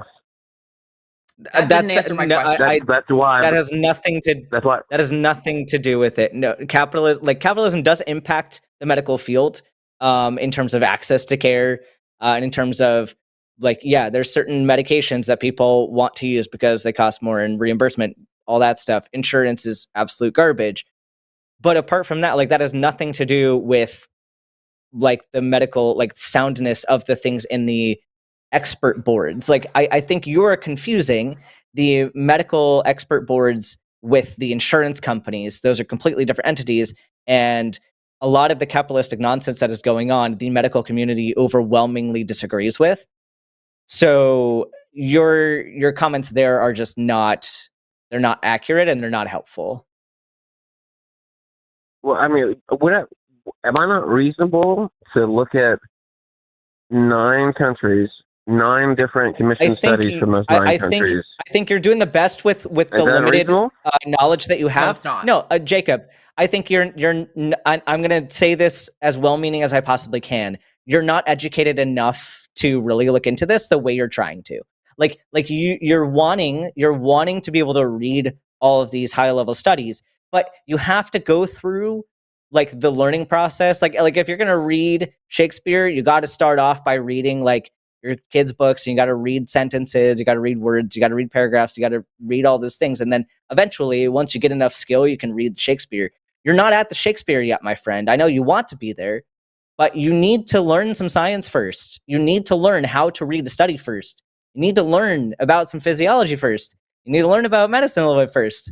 Before you can get there. You're not ready for this conversation yet. I was almost a nerd. Jacob, then I worry for the patience you would have, because you have repeatedly in this conversation referenced a headline or a protocol as if that's data or evidence to I'm give reference care. The headline. Jacob, also being almost it's really frustrating. Also being almost a nurse doesn't mean anything. You're not a nurse. You're not any. You're not those things. You are referencing headlines, Jacob, because you're like, oh, Germany stops all of its care on trans healthcare. Pretty sure that's not what's happening in Germany. I can't speak to Germany specifically, but Germany is actually pretty progressive and has even considered reparations for trans people for their previous laws. So I highly doubt that they're just eliminating trans care for minors altogether. But even if I took your word for it, that's not giving me a reason that trans healthcare is bad. You're just citing other countries having protocol. It's not reasonable, and you do not have the evidence. And if Jacob, if with every single medical thing in the US that has a similar degree of controversy, you were out there, I would still think you're unreasonable, but I would at least acknowledge that you're consistent. You have some sort of ethical principle that you hold to about something about medicine. And it might annoy me, but I wouldn't be too bothered by it because that's just who you are. But you're not doing that, Jacob. You're showing up here to talk about trans stuff. And that, to me, is really fucking telling. That this isn't an ethical principle for you about access to care or the quality of care or the quality of research. You have a particular gripe with trans people, and you have sought out I don't have confirmation a for your problem with bias. trans people. That's highly concerning. I do not have a You do, problem. Jacob. I do Jacob, not Jacob. No, I do Jacob, not you whatsoever. do. Jacob, as a trans Whatsoever. person, I'm muting you, Jacob. You need to hear this. As a trans person, you do have a problem with trans people. You very much so have a problem with trans people, and it can make you uncomfortable. You can fight. I see your levels are bouncing, even though the audience can't hear you. You can cry about it. You have a problem with trans people, and you really need to work on it. And I'm glad you're calling in. I'm glad we've had this conversation. I saw Luxander in the chat. One of our other hosts wants to talk to you, have you call back. But we're not going to just play nice when you cite things that are bad. We're going to pipe up. We're going to point out the problems with the things that you say. You definitely have a problem with trans people, and I appreciate you calling in because that sounds like someone who's wanting to work on it or to evaluate the things that they believe. But you definitely have a problem with trans people. I'm sorry, my friend, but it's just a fact. No, it's not. It not is, a fact though. at all. It is a fact, actually.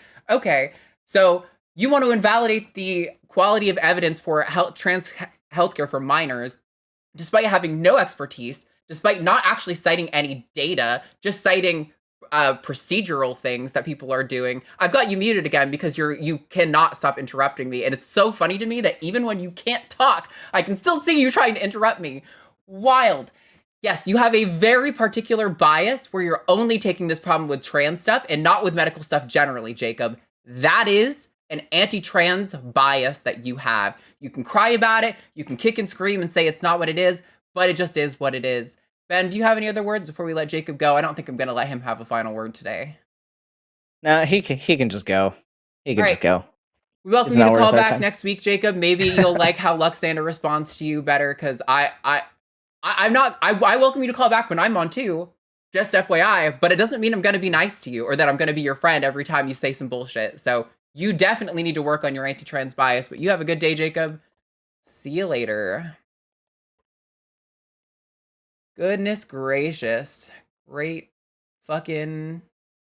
It's just so wild to me to be like, I went out and did my homework on researching this, and what he means by that is I looked for things that confirmed my suspicions about trans healthcare. Like, that's not how science or research work at all. And that can't even interpret the tiniest bit of data, or like tell us what the methods were used in collecting the data. Like, those are things that, like, and just for the people in the audience, if you want to talk about a paper or anything, like, you should know that paper very well, including you should be able to talk about their methods. You should be able to talk about where their funding came from. You should be able to talk about, like, all of the details that you think people are going to ask. And if you don't know what people are going to ask, maybe you need to learn more about studies and join some journal clubs. Jacob didn't even know what a PMID was when he first called Jimmy and Forrest like last week. Like, dude, if you don't even know what a PMID is, I don't think I trust that you actually know anything about how this works. Like, these are just like an ID reference for all studies. He kept saying, oh, well, it's in a different language. The PMID is not in a different language. If it's in PubMed, it's the same, bro. Yeah, like, these are global databases. Okay. All right. We have 3 callers left on the line, and I would like to get to all of them. We're probably going to take the rest of them, everyone, in the order that they've been waiting. So, first up is going to be Andre in Nevada. Pronouns are he, him. Says, how would one go in processing their gender identity as well as addressing imposter syndrome in regard to that? So, Andre, you are on the line with Arden and Dr. Ben. What's going on? Let us in. Hey, what's up? Can you hear me? Yep, you're coming in a little hot. I might ask you to, like, maybe back off your microphone a little bit or talk a little quieter. Okay, probably quieter. I am in a call booth, so. You're good. Thank you. Yeah, so, I left the super chat last week of this particular question, and you had mentioned I should just, like, call in about it. So that's kind of why I'm calling in today. If I remember correctly, you did address it. Correct me if I'm wrong, but themes about like not confirming certain things as a certain identity and just kind of going with what feels right.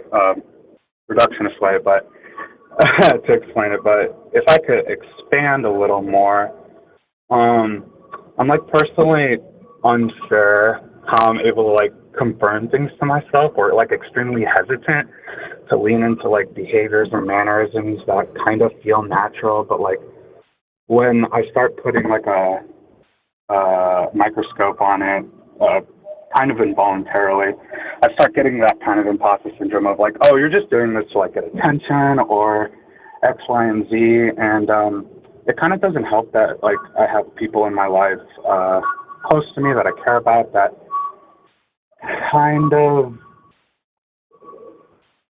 they have pretty like heteronormative, I guess, like attitudes about this kind of stuff. So I'm a little like afraid to express these things so openly, because I really am not sure how they would react. I'm sure they wouldn't react like negatively, but I don't know. So yeah, that's kind of expanded on my question. Like someone in that kind of situation, how would they go about exploring that thing? Yeah. Sorry. Yeah, no, you're good. You want to go first, Ben? Yeah, I mean, it's always it's a very, very common question of like how to kind of process your gender identity and feelings of imposter syndrome. I think everybody, and I know I don't like to generalize, but I think everybody at some point goes like has some uncertainty about their gender identity. Like that's something I feel comfortable generalizing about. And I don't care how far you are in your transition process, like whether you're just barely even thought about like your gender identity, or if you're decades in to your transition, there will still come times where you don't believe you're trans enough, or you don't believe you're whatever enough to be your gender identity. Like I'm 3 years into my medical transition, and I still have days where I'm like, I don't know if I'm a real man. Like, what if I'm not actually a man? And it's like, so I don't think that will ever go away. So it's important to just kind of jump into exploration, because you're going to have the uncertainty. It's going to happen. Exploring, like how to explore and how to kind of figure out where you sit is a bit more difficult, because everybody has differences in how they see gender and how they see their own identity. I know for a lot of people, kind of a great first way is to play around with your expression, especially in ways that are reversible, like trying different names, trying different pronouns, trying different hairstyles, clothing styles, all those things. Like try things out. And you can kind of figure out as you try things, like what does gender mean for you? What do certain factors mean for you? Because all of this is just going to come down to your preference and like what makes you the most you that you can be. And you might find like you're really masculine, or you're really feminine, or you're somewhere in between, or like you don't want any concept of gender at all. Like, and that's totally fine. And I think really the only way to have any idea is to like try things and talk with other people that have similar experiences, even talking to people who don't have similar experiences. I know for me, talking to cis people made me all the more sure that I was trans. It was like, oh, this is not a cis thought that I have. Like cis people don't have thoughts about wanting to remove their body parts and have them go away forever. Like I think most cis women would not have the thought of like, what if I could just get rid of my boobs and never have them back again? Like that's not a cis thought. So like, Yeah. I think, yeah, I think find those things for you. I think Arden has her own unique take on this as well. Yeah, I mean, echoing a lot of that. I also saw Luxander say in chat, and this is what I was thinking to say too, that it also goes away with time. Like it really does, as you get more comfortable and more confident. The instances of those waves of like existential panic that you're like, wait, is this real? Am I just tricking myself? Whatever, that does go away with time. One of the things that helps me is every time I've taken a step to further my transition, I felt so much relief and so much joy that I was like, man, how I ever had questions is wild, because the relief that I feel on the other side of this is so good. It's very clear to me that that's a confirmation of that I am, just one of the people who is a part of this group. But it's hard. I mean, it's kind of like I'm not saying that being trans is a personality thing per se, but I do think it's kind of similar to like identifying as a fan of something, right? Where it's like there are people who we can say are uncontroversially a fan of Marvel. They've read almost every comic. They could watch a Marvel movie and tell you, "Oh, that's a shot from this specific issue of this specific run of this specific magazine." Like, you know what I mean? Like they know everything. Mhm. And then there are the people who are like, I mean, I don't know everything about it, but I really love it, and it's something that I enjoy and I like, and we can kind of acknowledge that those two people are fans and that they experience their fandom in different ways.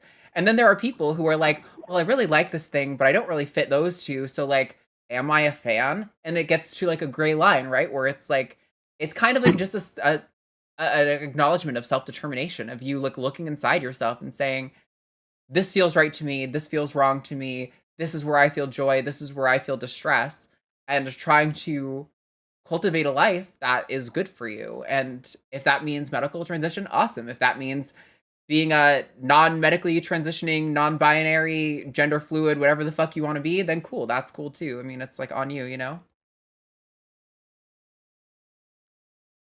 Yeah, yeah, yeah. A lot of that makes sense. And I hear you guys. I totally agree with a lot of what, or pretty much everything with your guys saying. But also specifically me, I do feel a little like I do feel a little pressured to express this, at least in my personal life. I feel pressured to kind of have like a very good reasoning of like why I'm acting like this, because for a lot of people this would be different than what they've known me to like be. And especially I have younger siblings that are like in the 10 to 14 range too, and I don't live with them, but I know they have particular views about like gender that are pretty rigid, and I guess I'm just not sure if I even want to open a can of worms with them about that. I want them to know about it, but I don't know. I don't want to, because I know they're going to ask for justification, and I guess I don't want to like expand that into them. But at the same time, as their like older sibling, I do want to kind of lead them into a path of like I'm not going to break it down for you, for me specifically, but like here's something you can read to like figure out why I am acting this way, you know? So Yeah, I mean, you can have a conversation about boundaries. Like there's definitely, I mean, I'm a terrible person to ask for advice specifically on this because I'm a cut them loose kind of person. Like if you're not fucking with me, then I don't fuck with you kind of thing. But I understand a lot of people want to preserve relationships with even their family who they have difficult times with, and I'm doing that with my father. And I think you can just have that space where you can say like, you know, I want you to know this thing about me, but I also don't want it to become a wedge in our relationship. And so I would really appreciate it if we could lay out some ground rules and some boundaries and do our best to put the relationship ahead of necessarily agreeing on this topic one to one. And I think that is a conversation you can have, and it's probably going to require some, you know, conciliatory measures on your part and hopefully some on their part as well, like maybe gendering you correctly when you're in public or things like that or whatever. But yeah, I think that that's something that you can kind of negotiate with people, and I think it's healthy to have those levels of negotiation, especially with family. Do you have any thoughts on that, Ben? Oh, you're muted. No, I co-sign all of that for sure. Right on. Is that helpful at all? all right, well, sorry, go ahead. I was just asking if that was helpful or if you're like, that doesn't really apply to me. Oh yeah, it's definitely helpful to hear it laid out like that. Yeah, I don't want to take up too much time. I know you guys got other callers. That's pretty much all I wanted to call in for. So thanks a bunch, you guys. I love the show. I love the line in general. So keep doing what you're doing. I try to donate when I can. But yeah, you guys are awesome. Thank you so much for calling, Andre. We appreciate it. Best of luck. Call us back if you have any updated thoughts. Yeah, thank you. All right, bye. Bye now. All right, we have 2 callers left on the line. I'm going to remind you guys again, we will read super chats at the end of this show. There is a chat poll. So let me do this right. $5 or more for a super chat, we will read out live. If you have hashtag Team Arden or hashtag Team Ben in your super chat, has to have the hashtag.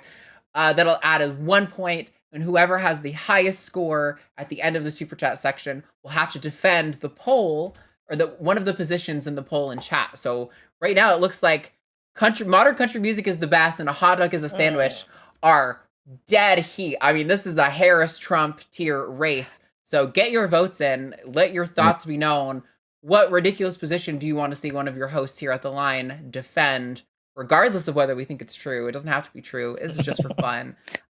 So go vote on that chat. I have strong opinions about one of them. I know Arden does too. Very strong opinions. But that's okay. Hit like, subscribe. It's free. Helps the show a lot. Subscribe to Patreon, all that good stuff. Until then, we have 2 more callers left, and we're going to talk to Aaron. Pronouns are she, her in the UK. Wants to talk about autistic children being disproportionately presenting as trans at a young age. So, Aaron, you're live with Arden, Dr. Ben. Go ahead and cue it up for us. What's going on? Hello. I don't know if either of you have experience with, well, are neurodivergent. And Ben, you might have some expertise in it through your studies.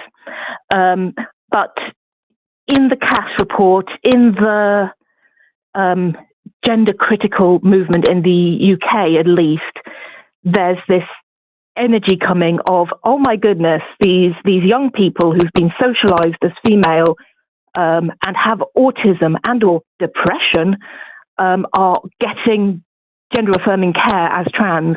Isn't that terrible? And that's going along with the view that trans is a social contagion. And that seems really like contradictory to me, because the thing about autistic people is we don't have a reputation for being go along to get along with people to a fault. You know, we are not more susceptible to social contagions than the average person. Yeah. We're both, I think we're both neurodivergent up here, and my brother's autistic. And so it is really funny. And in fact, like, it does make a lot of sense to me why we have more autistic young people and just neurodivergent young people in general coming out as trans, because they have so much fewer like reasons to stay with the status quo. Like they're already othered in society. And it's like, okay, coming out as trans is not going to make me any more like I wasn't being welcomed back into this society as a neurotypical person. Like, I might as well embrace myself to the full extent that I am. Whereas you have people that are neurotypical, that a lot of them might not be ready to come out earlier on because they have social capital. They have a lot riding on that decision, and they have a lot to lose. And it's unfortunate. Our society should not be this way. We should not be othering neurodivergent people. But it's like, when you've already taken things away from this community, it's like, what else do we have to lose from embracing our true identities? And so I think that I don't think it's the only component to why we're seeing a lot of trans youth that are neurodivergent, but I think it's a significant component of why the numbers seem to be larger. Yeah. The only thing I'll add is that I've been taking an angle on this conversation lately when this gets brought up of saying, like, let's just assume every single trans person currently and throughout all of history has been autistic. So what?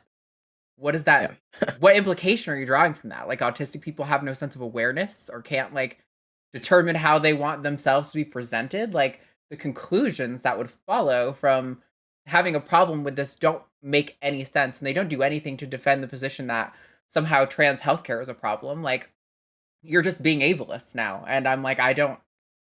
Why is this an argument? Yeah. I don't care about your ableism. It's not my. It's just very strange to me. Agreed. If you're talking, Aaron, I think you're on the web client. Sometimes if you're on your phone goes to sleep, and then we stop being able to hear you. So you might need to tap and wake up your phone. I'm so sorry. You're all right. There you go. I think it goes even further than what Ben was saying, because I think people with autism in particular are like sniffer dogs for social bullshit. And if we're not comfortable with something, we know it, and then everyone around us knows it. And, you know, my mum heard when I was growing up that I was never going to be a mum. Correct. She heard that I was going to change my name. I didn't like the name she gave me. Correct. I never once told her that I'm a boy because I'm a cis woman. I just, you know, gender is bullshit in our society, but this particular form of bullshit bothers me no more than the fact that I drive on the left of the road. But yeah.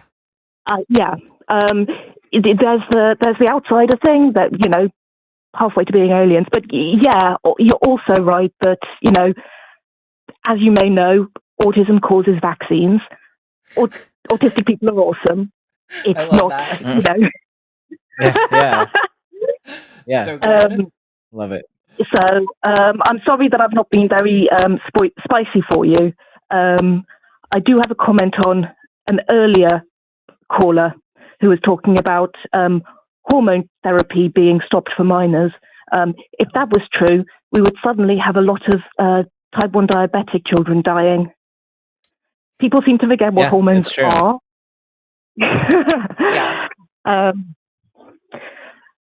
But yeah, that's my view. Saying these children are autistic, therefore we need to be more suspicious of them talking about these discomforts. It's kind of like when doctors say that they think that black women have high. Oh, we just lost your audio again, Aaron. I think you're going to say when black people say they have like higher pain tolerance or something like that. Mm-hmm. Oh my goodness. It's okay. That's so annoying. I didn't go to sleep at all when I was waiting. Saying we need to be more suspicious of the feelings of autistic children about their discomfort is kind of like when doctors think that black women have really, really high pain thresholds. Yeah. And then a black woman comes in and says, I'm in terrible pain. And they don't drop everything and line up 3 MRI machines. Like, come on, people, logic, think it through. Yep. Mm-hmm. Yeah, I completely agree. It's so frustrating. But, you know, I come here and we do this conversation because I still hear about these things every week. People still say the same silly stuff and the same bad arguments, or they still reference, you know, oh, well, the UK has a policy that's like this, and, Denmark has a policy that's like this, so shouldn't we just devalue all of the research on this topic? And it's like, even if that's true, medicine is about a cost-benefit analysis, right? Like, we're looking at, like, sure, could the evidence be stronger? Always. We always welcome better, stronger evidence, but, like, this is the evidence that we have points us in this direction, so we should continue walking this direction until we have good reason to think that this direction is either harmful or that there is a better direction to be walking. Yeah, well, if you guys follow Skeptic's Guide to the Universe at all, in the last few weeks, there's been a discussion of the CAS review, and they just the neuroscientist just looking at it as a study of medical research just tore it to shreds. He's like, she's applying a standard there that we never apply in medicine. Yeah.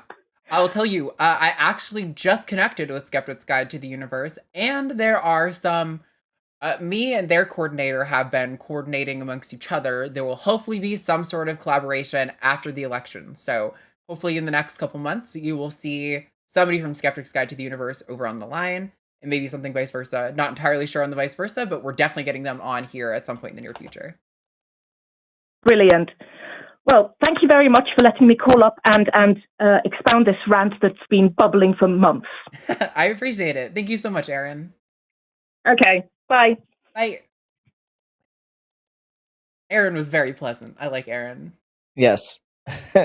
All right. We got one caller left, and then we are going to get to super chats. So now is a good time to start getting those votes in. I see we've already almost got 2 pages of super chats queued up. So we got lots to go through. There's going to be lots of votes. It's going to be a bloody battle. Before we get to that battle, we are going to be talking to Jay in Texas. Wants to know how to label a cis man dating a trans woman. So, Jay, you are talking to Arden and Dr. Ben on the line. Cue it up for us. What's going on? Hello, Arden and Dr. Ben. And Dr. Ben, if I call you Ben, I apologize. Just remind me. That's totally fine. You're allowed to school. call me by my name. You're allowed to call me by my name. That's Yeah, totally but I fine. feel like if I went through that much schooling, I kind of want the credential personally. Fair. But No. Yeah. Anyway, go for it. Yeah, so I wanted to give a brief, I guess, background so you can understand where I'm coming from with this question. I grew up in a very Christian home. I've left the religion. Of course, there's some baggage there that still, trying to deal with. But, and I'm trying to be as open-minded as possible towards politics, social, definitions, the differences that comes from being raised in a very conservative Christian home, and just keeping open mind. And I'm not very combative, so I don't anticipate this being spicy. You're good. I'm coming from a place of I'm ignorant, and I kind of want to learn or satisfy some of the questions I have. So I know that upsets some people sometimes whenever I ask a question like, "Oh man, this guy's ignorant." I agree. I'm sorry. I'm trying to be better, I guess, in that regard. It's how you respond to when we intervene and try to keep things on track that will usually determine whether ignorance is a problem for the purposes of the conversation. But you're good so far, so keep going, Jay. Yeah, I appreciate that. Yeah, I totally agree. I don't think it's a bad word. I think people kind of stigmatize it, ignorant being bad. There's a lot of things I don't know. Okay, so knowing that my background, actually I grew up in the same religion that Jimmy grew up in, by the way. By the way, he has a podcast. Just kidding. I've heard. Yeah, so I left that podcast? Church. Yeah. Sorry, I had to. It's all right. Yeah, so I can't just change my complete way of thinking overnight. Because I feel like I was sort of conned into believing something that isn't true, way more skeptical, and I want to analyze everything before I could co-sign on it. I'm not going to say, "Oh, you know what? Because this isn't true, this must then be true." No, I still want to do my due diligence. And I was when I was religious, there's this mindset of gender, sex being synonymous, right? And obviously, I'm aware that gender is a social construct, or at least this is the school of thought that counters the traditional upbringing that I had. Mm-hmm. I'm aware of the differences. Now, when it comes to dating somebody, okay, I'll give a scenario just for discussion purposes. A cis male dating a trans woman. Mm-hmm. The term homosexual implies, same in sex, right? The part that I'm struggling to understand is I understand the difference between gender and sex, but wouldn't they technically be homosexual? Perhaps, and I don't know if this is a word or not. I've never heard anyone use it.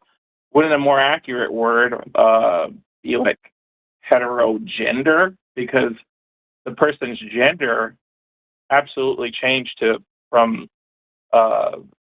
male to female, but the sex is still the same. And I think both sides agree on that, if I'm not mistaken. Sort of. I mean, I think sex is a lot more complicated than...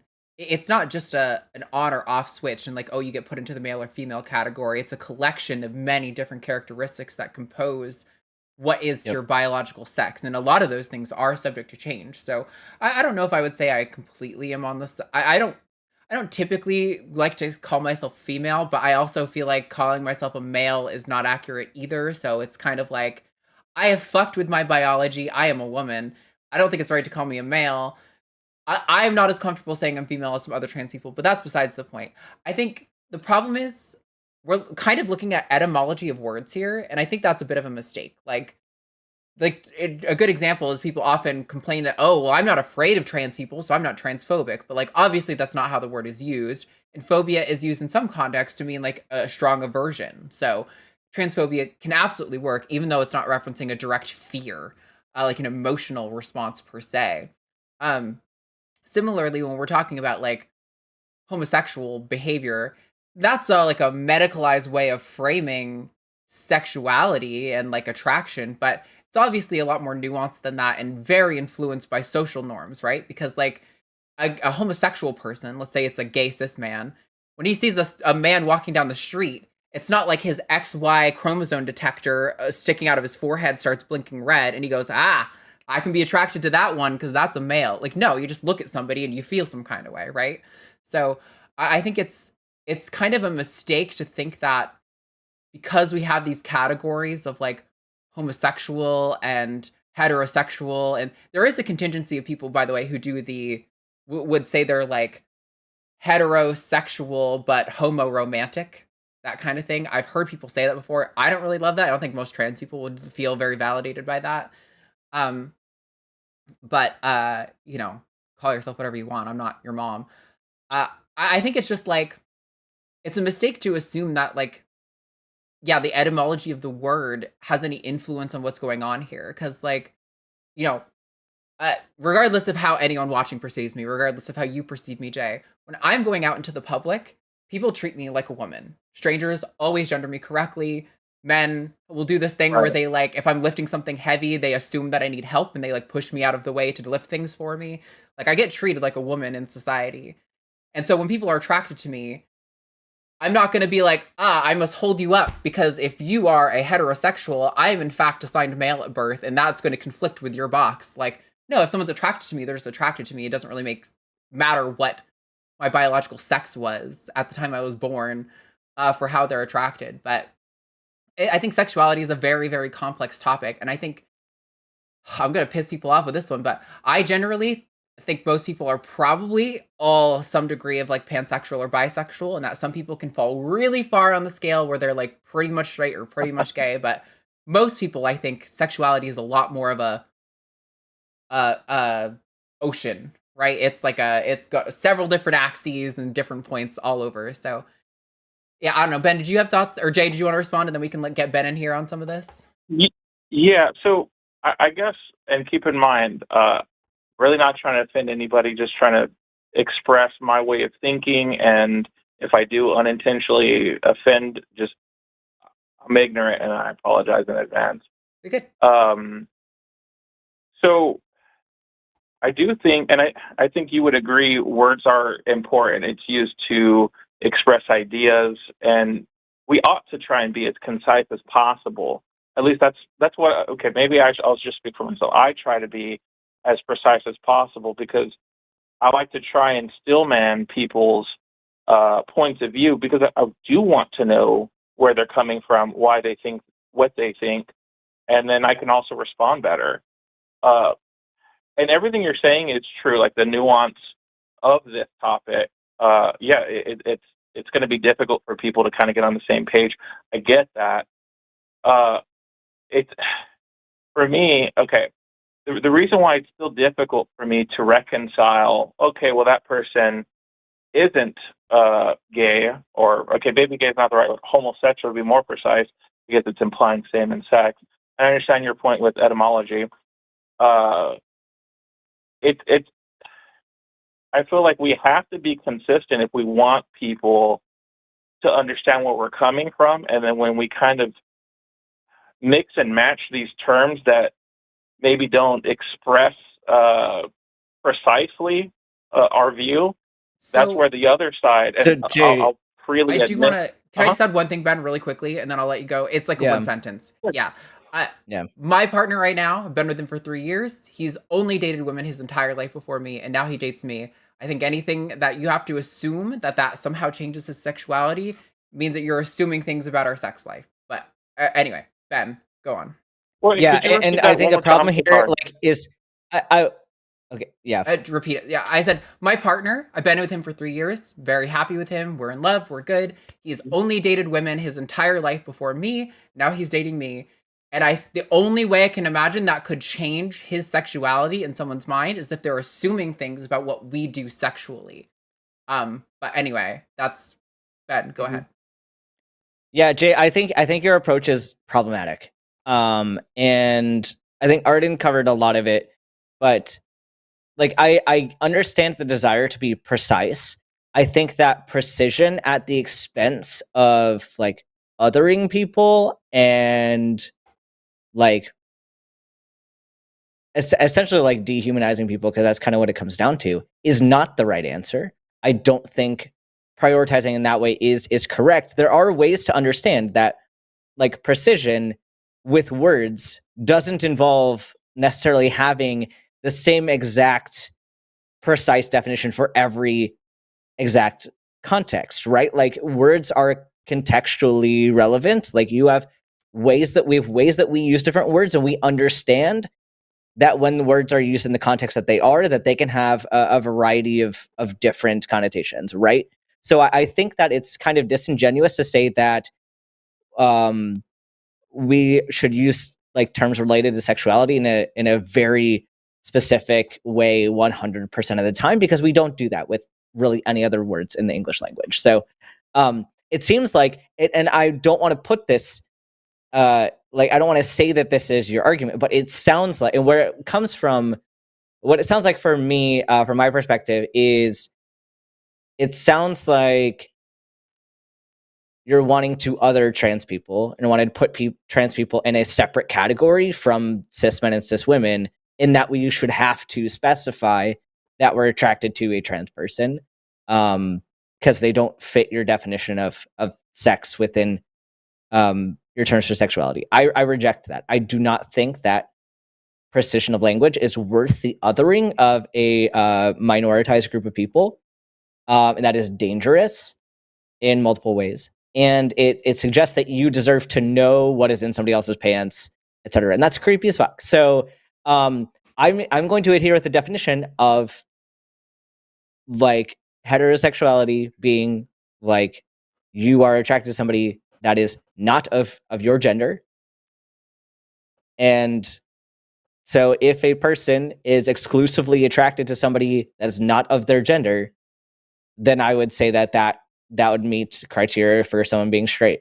So whether or not that person is trans, if they are not your gender, you can use that term. Yeah, I don't even think it's imprecise because of what you just said. Like, yeah. Like the word is used in reference to gender. It's not used in reference to biological sex. So it's just not, it's not even more precise or anything. Yeah. So, but in order to make that claim, because I agree with you, excuse me, I have a little throat cough issue. No, I agree with you. If you come from that school of thought, we would have to assume, or we'd have to argue believing that, having that framework. But my family, for example, who's still very conservative, very Christian, way less open-minded to learning. That begs the question, Jay. That begs the question, Jay. Do you think that you need to tell every single person in your life what's in your partner's pants? Because that's creepy as fuck. Why do you need to get them? Why does your conservative family need to know about that person's genitals and their biological sex? Like, that's creepy, Jay. And I get that you're not coming from a place where you understand that, but that's weird.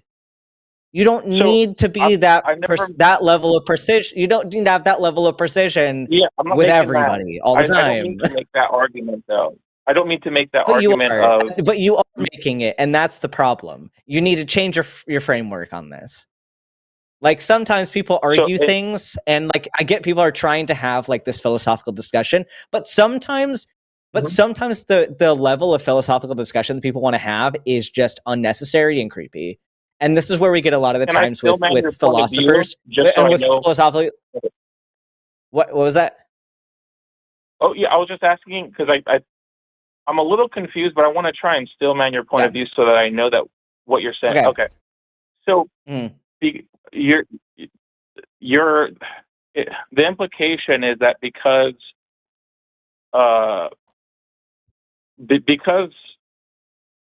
of my utilization of the term homosexual, sexual implying sex, it's implying indirectly that my partner, my significant other, has a certain type of genitalia, even though that's not the direct implication I'm trying to It's give it's off. not. But It's the point that I'm getting into is that you huh? don't need to out your partner to everybody. Like, do Out you know what outing is? Do you know what it means to out is somebody? it like?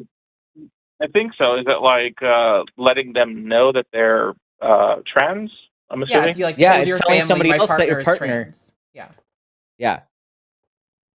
It's a Gotcha. big So, but what if they were no-no. It's a open big about it? no-no in the well, no, it doesn't matter. Mhm. It is a big no-no in the community to come out on behalf of somebody else.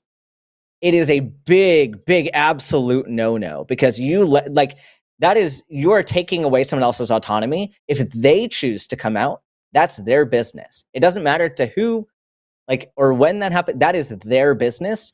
It doesn't matter if they're your partner. Unless if they tell you the words, if they say specifically to you, yeah, you can tell them, then that's fine. That's different. But if you're going to use definitions of words in a certain way that forces you to out your partner to somebody else, that's not okay. And in my perspective, that will never be okay. So you're Yeah, I what don't I was mean to kind of make that getting into argument earlier, my either. position, Mhm. there's a lot of people who play a philosophical card of I'm just trying to be precise, or I'm just trying to have the discussion. There are people that get so pedantic that it legitimately hurts people, and I need you to understand that. I get wanting to be precise, but do you need to be that precise to have the conversation that you need to have? Is the utility broken by not using the term in the exact way that you want to use? Because you have to think about it this way. Is that precision in your speech worth potentially compromising the safety of your partner? Because that's what discussion we're having right now. That's why we're pushing back on this thing. It's not that we don't want precision, Mhm. but sometimes precision is not ultimately worth it. And that's the nuance Okay. here. Does that make sense? I full. It makes 100% sense, and it's something that I have to think more on. More on. I meant in addition to. Yeah. I guess where I've seen language change, and I actually like that it's done this, is and actually correct me if I'm wrong, I could make a fool of myself. I believe they used to call it sex reassignment surgery. I remember asking the same thing as a kid. I was like, why do they call it? They're still the same sex. And then they went to gender, right? Reassignment But also, surgery, and I'm I'll not sure what disagree. But also, Yeah. I'm disagreeing, sorry. because Arden already mentioned earlier, sex is a combination of biological components, and we can change a lot of them. So if you are Chromosomes is changing your the only one we genitalia, can't change. Pretty much yes. everything else is changeable. Yeah, and it's yeah. So I disagree that you can't with the statement that you can't change your sex, because you can change the most significant components related to your sex. So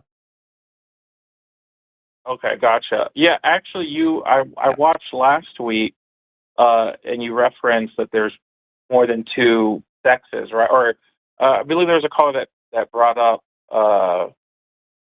intersex, or I can't remember the exact call, but you It's gave me a probably easier lot. if you I was just like, oh, ask what that's our a good. position on sex is, rather than try to yeah, recount it. yeah. Yeah. No, that's something that I just thought that would be a whole nother conversation. I don't know how much time you'll have, but that's something I'm interested in learning more about, because I was like, wait, Dr. Ben, which I have a lot of respect for you, by the way. I was like, oh, I didn't know. I've only been introduced to the line for about 2 months, and just saw a few of your streams. I was like, oh, this is cool. This is very informative. But yeah, there's a lot of I want to learn, but I guess I'm not sure how y'all label or define sex then. I completely welcome this conversation. I think this could be really interesting. We can touch on it today. I will say next week, I think Ben and Lux is who I had originally planned for next week, but I don't know if Josie's going to be feeling good. We're trying to work things out. It's a little more complicated this month, so we don't have everything ironed out completely, but you can call back next week and talk about it. But yeah, to me, and I think to a lot of we have biologists on the channel who are actually accredited biologists. They have degrees and things like that for biology. Will tell you that it's not. I think it's fair to call it a bimodal distribution. Like 99% of people fall into the standard phenotypical presentation of sex, but the only way that evolution is possible is with genetic variation, right? Biology is not hard boxes. That's the only way we are able to have the diversity of life that we have. And one of the ways that it can be diverse is through sex. Like, there are multiple different combinations of chromosomes that can be had. Some of those people are fertile, some of them are not. Some of them have different variations of gonads and than you would expect based on their chromosomal presentation. There are so many variations that can occur just in that one element. And then people can take hormones and grow breasts. People can have their breasts removed. People can have their genitals changed by surgery. You can have your face changed by surgery. Pretty much every major and secondary sex characteristic, aside from chromosomes, can be changed with medical intervention, and chromosomes aren't even completely reliable. So all of this is to say, it's probably not fair to say there's more than two sexes. I don't know if I think you could put a number on it. Like, sex is a collection of biological characteristics that typically are associated with chromosomes and certain secondary sex characteristics, sure. But to say there's 3 sexes or 4 or 8, I don't know if that is an effective way to talk about it. I think it's Katy Montgomerie used to say, she used to be a host on this show. I would love to have her back sometime, but I know she's kind of on a hard hiatus right now.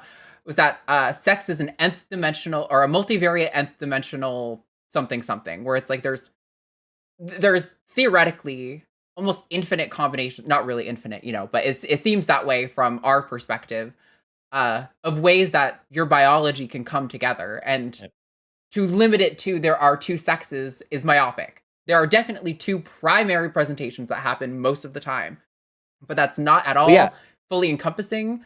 And it definitely doesn't represent how we should provide social or medical support. Ben, sorry, so you're ready to jump in? Yeah, because no matter how you argue it, if you're going to argue for a sex binary, there is no single characteristic that will prevent you from moving the goalpost. You have to, if you're going to take that position, you have to keep moving the goalpost, because there's such a wide array of combinations that no matter how you define sex, somebody is going to break that.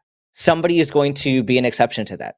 Mm-hmm. And a lot of people will say, sorry, my cat is like sitting underneath my microphone. But like a lot of people will say, well, the exception doesn't make the rule. But the problem is the rules are to simplify. Like, they're not rules, they're patterns. And there's a general pattern that fits most people. And so we teach the thing that's easiest to understand. But once you get into higher levels of biology, you learn, hey, this was just something that we use to make it easier to understand. But this isn't entirely reality. And when we exclude people that don't fit our pattern that we recognize, that's denying people human rights, and it's denying people healthcare. It's denying people like humanity, essentially. And so could I ask you a question on a point you made? Yeah. If you don't mind. Yeah.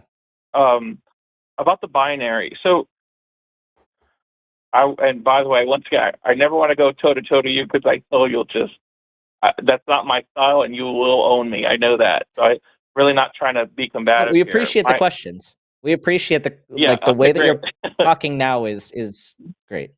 Yep. Awesome. Okay. So when it comes to the binary, isn't there okay. There could potentially be caveats, which you mentioned. You're saying, if I heard you correctly, you can't just put it in a binary, sex in a binary, without creating exceptions. Now, are disorders or genetic anomaly, like nuance, can that be variations? They're variations. Okay. Okay. Yeah, we're leaning away from calling them disorders. We're calling them variations. Oh, fair. Okay, because I thought. Yeah. A lot of people will call them disorders, but yeah, we're moving on from that, because it's very othering to people to say that. So we're saying that really all of this is normal. It's just different people's variations of what normal is. And here's the confusing thing for me that I just want to pull my hair out, because I really am genuine trying to get this down. Isn't like the preferred term for intersex now like was it disorder of sex development? No. That's kind of one of the medical terms for the process of what happens to give you different variations. But the term favored, and that's also, I think the argument that you hear about intersex is not the preferred term, that comes from the gender critical movement, which opposes trans people. So I would hesitate. Do they? I would not listen to people kind of spreading the argument, because the ones, and sure, people can have their own individual thoughts about it. I'm not an intersex person, but many of the intersex people that align with the queer community do use the term intersex. And so kind of what I'm like, there is a distinction of like when to use both, but in a colloquial setting, intersex is typically more queer friendly than the alternative, because one suggests that the people have a disorder and that they are abnormal and is more dehumanizing, whereas intersex is more of a like community, like people centric way of describing it. So, and the other word is I don't know if it's, I'm not going to say it, but the H word, that's the even older term. Yes. Yeah. Okay, we don't use that one. At least not for humans. Gotcha. We don't use it for humans. We use it for non-human animals. Okay. Going back to the exception for the binary, would the exception for humans capable of birthing, would you say, well, not all females can give birth, but of course that's under the exception. Would that be the argument that's under the exception? Well, that you have to make this exception. Is that sort of what you were saying? Yeah. Also, like, there are so many exceptions to. There are people who are XY that have given birth on their own, like carried a pregnancy to term on their own, and had no idea that they were an XY woman until their daughter was karyotyped. So there are so many exceptions that most people like cannot even fathom how many exceptions there are. And that person who is XY and gave birth, like, she's lived as a woman all of her life. Like, and to then take that away from her is really kind of problematic and dehumanizing. So it's not just sort of prepared for that for that rebuttal until you told me not to go by the what was it, because we're learning that this is a variation of somebody's normal. This is a variation of normal for somebody. Yeah, it makes sense. Yeah, I so look at so what you need to look at better. Yeah, so what you need to look at, instead of looking at the world as needing to fit in the boxes that you were taught to have, because that's really what it, like, everyone has this, a lot of people have this bias, that because we were taught a certain way, and a lot of people have trouble kind of looking outside of that. Instead of looking at the world from within these boxes, look at the world of individuals. Look at this whole world of different people. And they're all people trying to exist on the same planet together. And it's very difficult because there are a lot of people that just want to go about their business and just want to have access to healthcare and all these things. But other people are trying to tell them who they're allowed to be, who they're allowed to be with, and all of that. Like, if you see people as individuals with unique needs, and unique communities, unique cultures, etc., it's a lot easier to say, oh yeah, this person has different needs than me, and that's okay. This person has a different identity than me, and that's okay. And I think just changing that perspective is going to be very important for you, Jay. Yeah, I want to say one thing, and then Jay, I'll pass it off to you to give a last word, and we'll wrap up.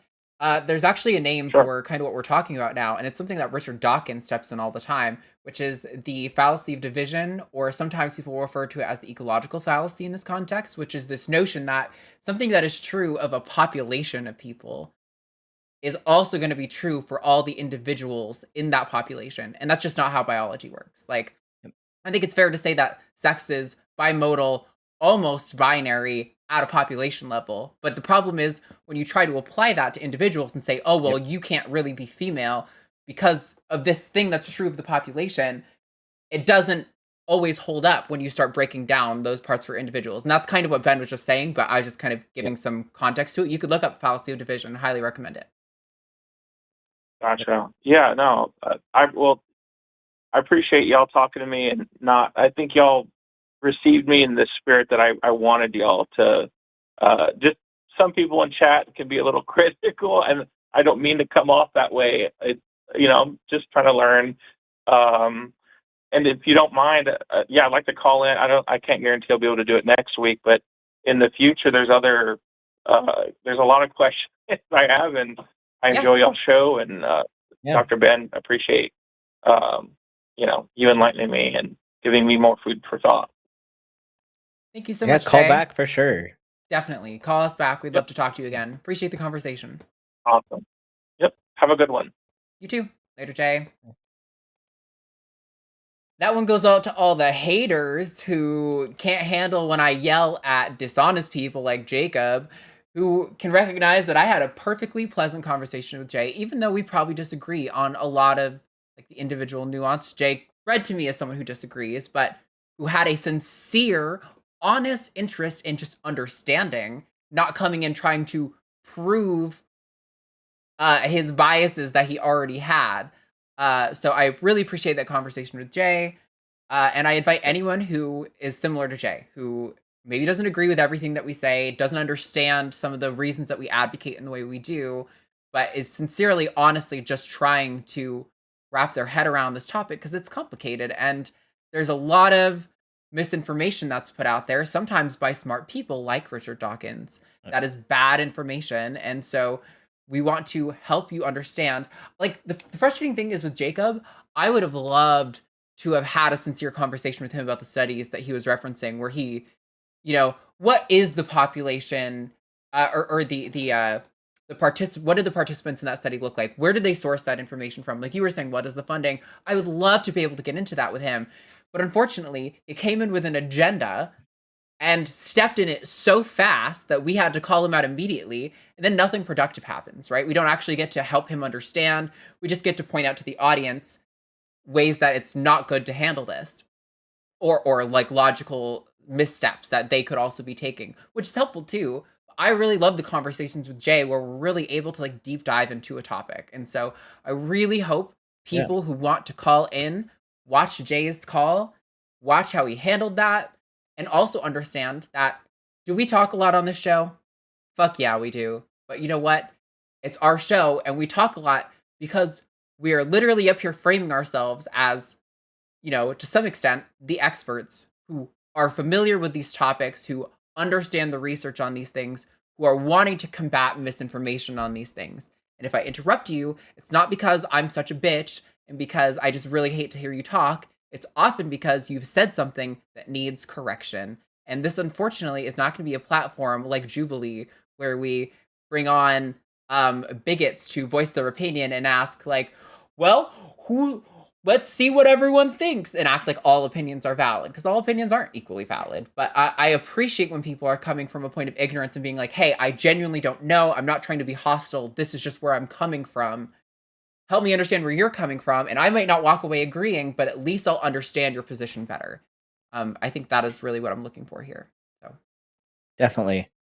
Are you able to read the first super chat? Because my cat is staring at her empty food bowl, wondering why the snack bitch hasn't fed her. So I'm gonna fix that. Fuck, snack bitch. Yeah, I got it. Yeah. Go ahead. So back in just like. All right, we are getting into those super chats. If you want to send a super chat of $5 or more, add hashtag Team Arden or hashtag Team Ben to get your points added to our scores, which I need to also bring up. I also kind of have to pee, but I'm going to try to make it to the end of the show. Sorry if that's TMI chat, but that's where we're at right now. So if you see me do a little dance, that's probably why. I'm like, oh my gosh. So this is $5 from Tubian323. I love Lady Gaga's response. Maybe I do. Would that be so terrible? Yeah, exactly. Hold on, let me get this over here. Oh, yeah, I gotta put me on there because I'm not Josie. Yes, sorry. I'm not used to getting all of this set up ahead of time, which I really should be, but actually, I'm gonna set up the next one, and I am gonna go to the bathroom because I'm gonna pee my pants, dude. Okay, here you go. Okay, so I'm gonna read this. Well, she goes $4.99 from Megan Marie. Dr. Ben, I really enjoyed your talk at the RFR excursion. It's helping me to challenge my own woo beliefs. I'm still deconstructing. It's awesome. Yes, I remember seeing you. It's awesome that I got to meet some people in person this weekend. and we did a little exercise where we practiced conversations with each other as like conspiracy theorists, and I think it was a good time. So I'm glad some people enjoyed that here. Oh, and I guess Matt's taking over the show now. He's here to fill some airtime. Well, hey, we got a new How does host this here. work? Yeah. I don't know does how Arden any know of this that you works. stole her spot? Does Yes. Arden know that you stole her What spot? the heck? Okay. You're not even trans. What are you doing? They keep This telling is me I'm Matt's gay. way- Maybe no. I'm trans too, and I can't didn't just know it. self-ID into. You into can't hear the yourself. That call-in show. would annoy the crap out of me to not be able to hear on the mic whether or not I got audio. All right. We have an I'll get imposter. out of here. Hashtag Team Matt. That was her. Boo! Boo. I was like, does she know that you're in here? Yeah, it's just the two of us, so I peed with the door open. So, sue me. Okay, we have no points, and I gotta add Team Josie to the scoreboard before I move on here. Team Ben. Or Team Ben. We gotta remove Team Josie. Bleh. Yeah, we're removing Team Josie. Sorry, Josie. Yeah, get out of here, Josie. Who cares if you're sick and dealing with problems? We're gonna clip that. $5 from Ashley Bador. I am 42 and only realized I'm a trans woman about a year ago. Is it cultural appropriation or something similar to now say I'm a lesbian? If you're a trans woman and you like women, you are a lesbian as far as I'm concerned. Some lesbians might have a problem with it. Yep. Some lesbians might not want to date trans women because they have some sort of bias or genital preference or something. To me, whether you're denying dating someone for good or bad reasons, you can deny dating whoever you want for any reason at all at any time. So I say, claim you're a lesbian proudly, and the people who are legit and good for you will come to your life, and the people who suck will go away. Yep. Preach. Word. We're in church now. We're in trans church, Yeah. everybody.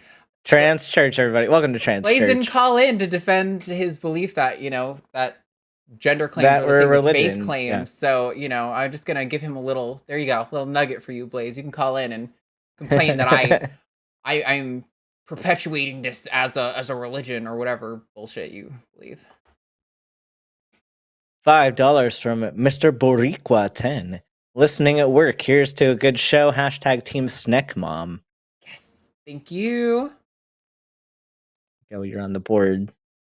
On the board. This You gotta is read this one. Right, sorry, I forgot this one was mine. £5 from Jack. Hashtag Team Ben. I was not trying There to we go. avoid Scores giving Ben the even. point. I'm very happy to give Ben the point because I'm not insecure. I'm going to win. You're not insecure. $5 from Jimmy Snow. This is I'll give $1 for every super chat of at least $5 given in the next 9 minutes. And I know people took him up on that. So. Yes. Sorry, I realized I missed a few super chats while I was away, getting them added. All right. And another 5 from Jimmy. I'll give $1. Wait, is that the same message? That's the one I just read. Yeah.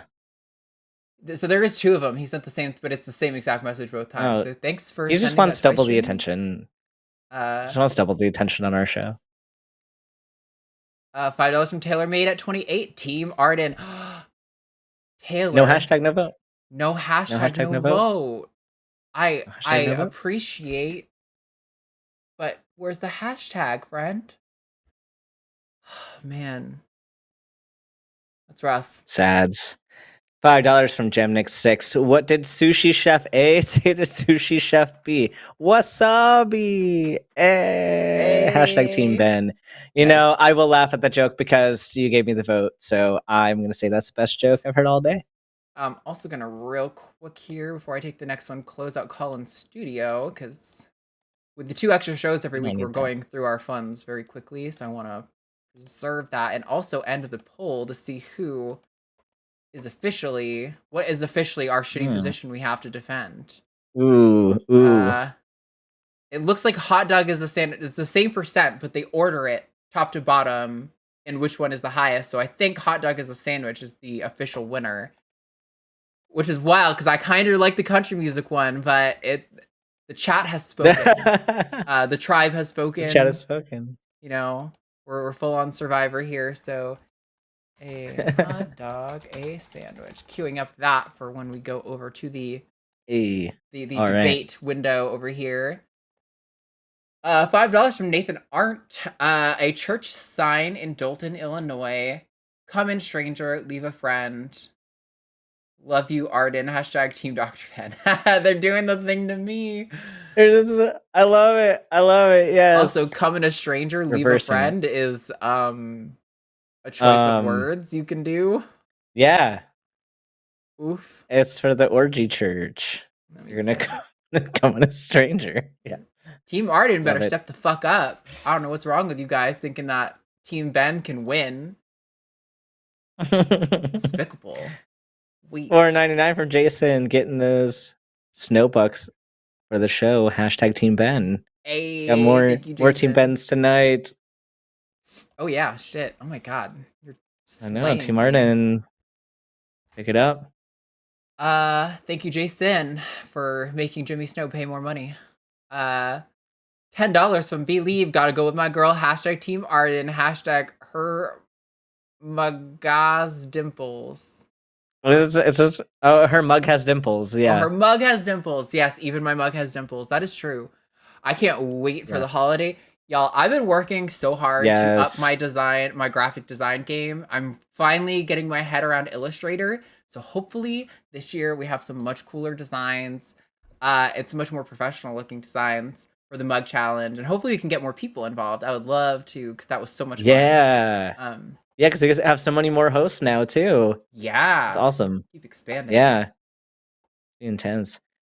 £5 from Sean Isherwood. Tell us about kidney maths, Ben. That would take a whole separate show to talk about kidney maths. There's a lot of numbers in kidneys. Like a lot of them. Kidneys have numbers. They do have numbers. Yes. Sean, that's why Sean also probably likes kidneys. Sean's number someday, fan. Sean. Someday when I have the time to give a lecture on kidney math, we'll make it happen. $5 from Aaliyah shot a silver bow. I bought some shoes from a drugstore. I don't know what he laced them with. A drug I can't dealer. Stop tripping. Oh, bought some shoes from a drug dealer. Yes. Don't know what he laced them with, but I can't stop tripping. That is really good. Thank you so much, Aaliyah Shauna. I love drug references for Team Arden. Drug references for Team Arden. Hell yeah. Love it. I'm here for a long time, for a good time, not a long time, you know? $5 from Alex H. Iron Myth. All right, Jimmy, you convinced me to turn your cis dollars into trans dollars. By the way, I love you all on the line. Keep up the good work. Hashtag Team Arden. And we're tied up, so we gotta see where this is going. It's a tight race. Don't let us narrowly win, because then he can contest the election, and we're gonna have to be in court. It's gonna take forever for the show to end. So please come through and demolish Ben. See, even Ben said so no. $4.99 from Louise Rich. Oh no, demolish Arden. Hashtag Team Dr. Ben, because he didn't diss Kamala Harris. I didn't. Oh, okay. I don't want that point anyway. I'm fine with defending Kamala Harris because this is a very important election and a very important scenario, but it doesn't mean I endorse everything she does or represents. Yeah, and for the record, I am in alignment with Arden on her stance. You didn't vocalize it. But I didn't vocalize it. That's the difference. $5 from Heathen Granny 666 trademarked. I wonder what project KKK 25 in store for us women and minorities. I'm pretty sure it's nothing good. I'm a Native American. Trump need to GTFO. Yeah, I don't want to know what the project KKK has to offer all of us, but yeah, this election matters a lot, people. It matters a lot. Check your voter registration, and if you're in a state where you can vote now, because there are a few states where early voting has already started. So consider that. I voted. Make it easy on yourself. Ben's already voted. Some of you in the chat right now could probably be voting if you really wanted to. So consider it, because it's really easy. Another $5 from Leah Shot a Silverboat. I have a few vampire puns, but they suck. Nice. Spooktober is Besttober. Hashtag Team Arden. Speaking of the graphic designs, I Yes. really wanted to get some Halloween stuff out, but I didn't really have time. So hopefully we'll have some cool Christmas designs. There's lots of cool general line designs coming though. So I'm a Halloween bitch. I will always be a Halloween bitch. it's valid. My holiday. Halloween is the fucking shit. $5 from Monkey a Typewriter. Man, people are really upset about trans folks in mining. I don't see the issues with trans miners. Hashtag Teamster Mr. Dr. Lord Venus Esquire. Lots of new titles, but Nice. I'm loving the puns today. The puns are great. The chat has been doing puns a They're lot cringe, lately in general. I don't know what started that, but now it's like a bit to see how many of them they can get in. $5 from Jamnico6. Yeah, I I could just tell. found out I'm colorblind. The diagnosis came completely out of the purple. Hashtag Team Ben.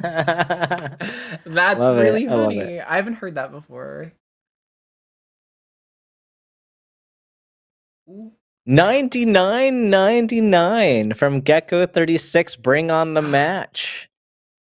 I love your name. Hell yeah, thank you, Gecko36. That's an awesome name. That's an awesome picture and a very generous donation. Thank you so much.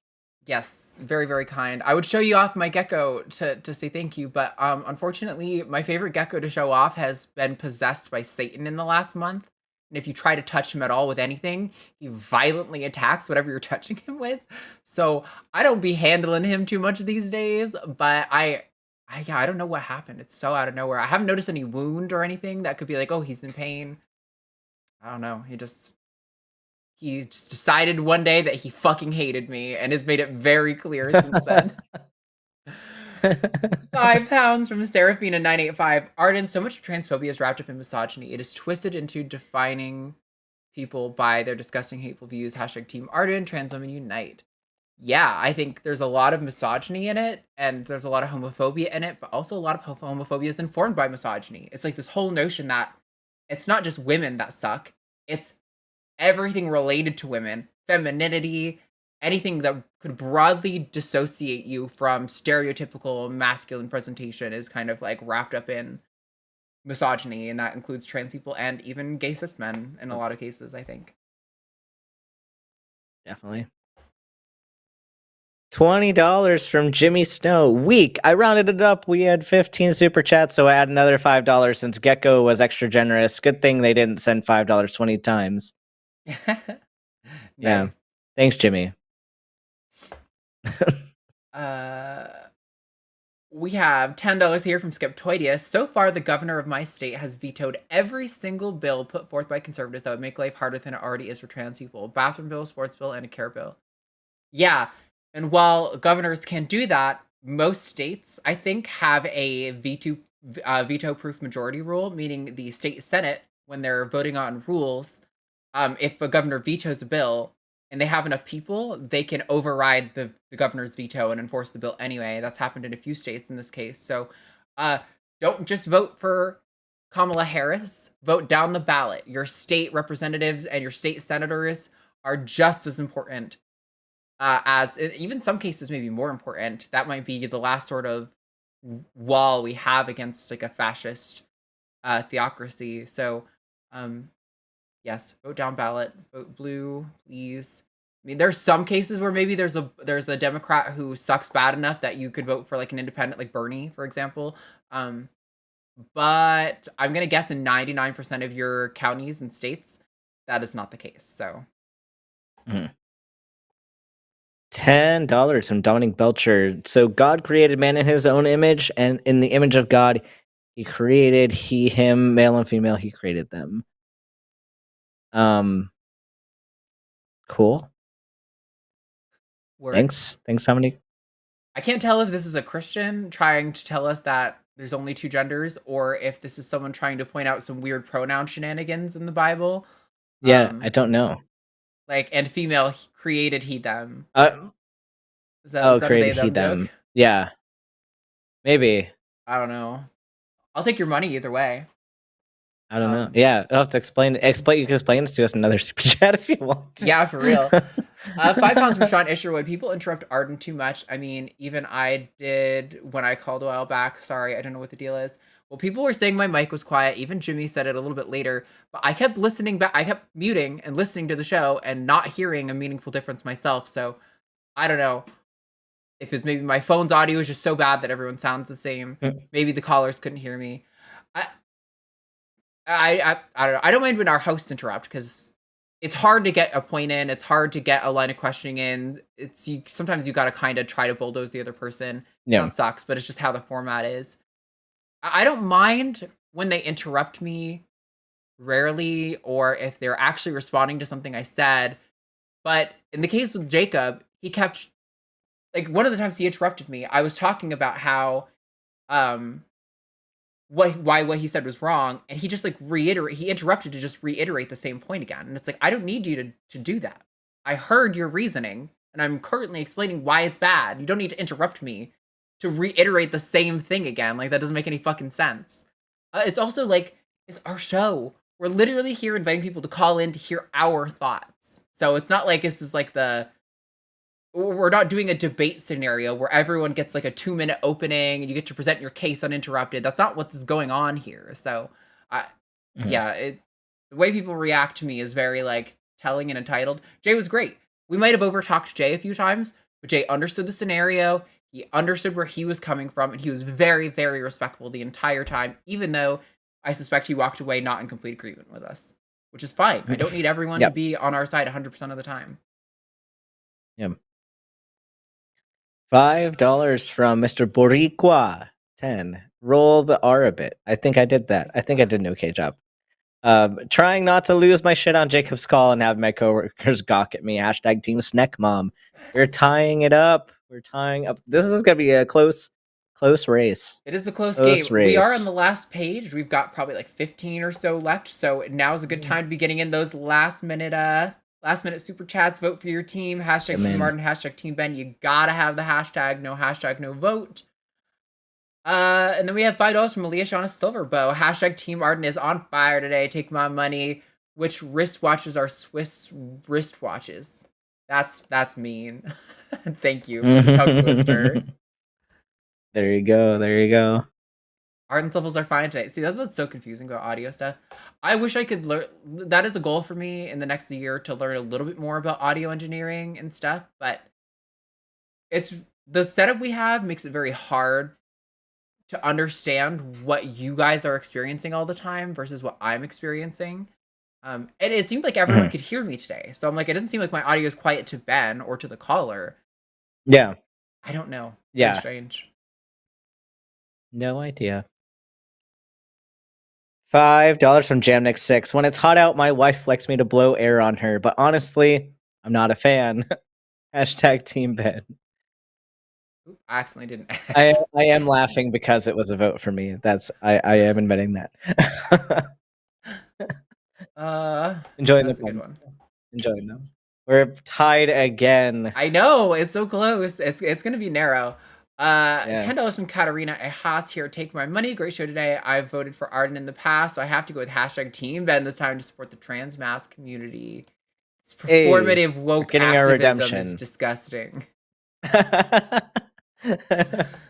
Hey, you're the one that let a cis man sit in your chair and be on our show. So hey, he did what cis men do, and he barged in here on his own and just assumed that he could sit down. So.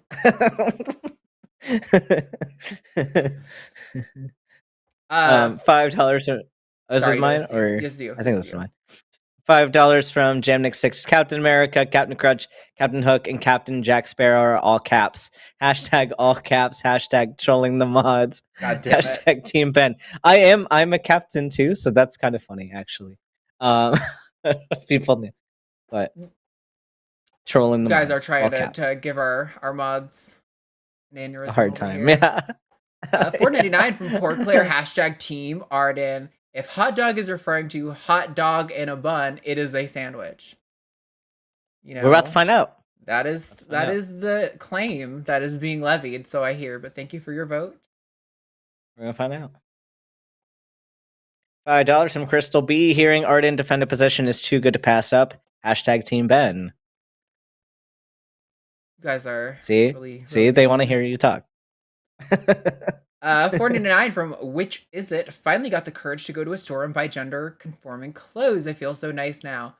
I'm so happy for you. It is, it's scary to I still struggle with stores, actually. I have like particular trauma around like really dense areas like that, so it's not completely related, but I've shared the anxiety of being terrified to go into like a women's clothing store and being like, they're gonna know I'm a man and they're gonna be like, what are you doing in here, you freakish man, get out. You know what the surprise is? All these stores want money and they don't care who gives it to them. Nobody is caring about any of that shit. So yeah.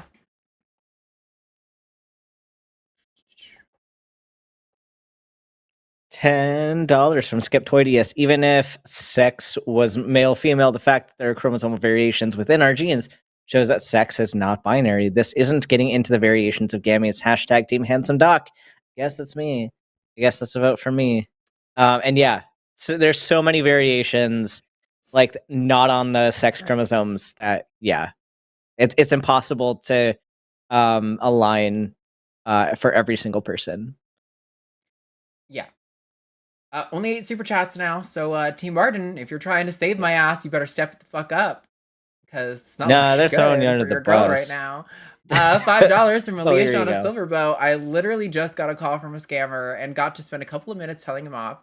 I'm all amped up now. Take my money. Hashtag Team Arden. Thank you, Alicia, for carrying my team on your back, because clearly the rest of y'all don't want to do the work. They just want to hear you talk. Apparently. $4.99 from Louise Richards said, Dr. Ben, what do you know about the eventual disappearance of the Y chromosome in humans? Yeah, I mean, it could probably happen. And yeah, those genes would just move to other chromosomes. I think Forrest is probably the best person to address this particular point. Mm-hmm. I'm not saying you have to just super chat Forrest, but I don't think Forrest would be angry if you super chatted him with this question. Also, Forrest is such a geek, so ready to explain exciting science facts. You could probably just ask it in normal chat, and he might respond. To be completely honest, oh yeah, he catch him between a call. Yeah. There's a decent chance he'll just address it, and he'll just monologue about it. Yeah, for a half hour. I feel like we got to add some sort of long-term incentive to like when a host reaches a certain amount of wins, something happens. That way people aren't not voting for somebody because they want to hear them talk. Like, I want them to want the long-term goal. You know what I mean? Like, oh, we finally got 10 wins. Now we get whatever. So we'll see. We'll see what we can do about that. Let's see. $10 from Nikki. Thank y'all so much. Hashtag Team Ben. Despicable. Huzzah. $5 from Dade Murphy. Hashtag excuse me. They're talking to somebody else. But is Coke is superior to Pepsi, and Jimmy allegedly has a podcast. Khaleesi defending Jimmy Pepsi in chat? Khaleesi, I'm so disappointed. Was Khaleesi? I have no idea. That sounds like some drama for the next time when we if somebody has to argue. I mean, Khaleesi is already on thin ice with me because she said that she doesn't like Chapel Roan that much, and I take deep offense to that because I'm joining the cult of Chapel Roan, that everything she does is perfect and good and honest and true, and that she can do no wrong. She's the greatest gift to people. And so I have a Coke Zero right here. So I know I'm the one that for my first ever guest appearance on the line talked about Peepus on the Hang Up. I did do that. And I know that my audience is going to be very angry with me for having a Coke Zero in front of me. But Pepsi Zero is nasty. So, like, regular Pepsi is okay, but, like, Pepsi Zero and Diet Pepsi are, like... Pepsi does not do well with zero sugar products. I'm just throwing that out. I mean, I feel like all zero sugar products, you have to adapt to the flavor of... If you do have to adapt.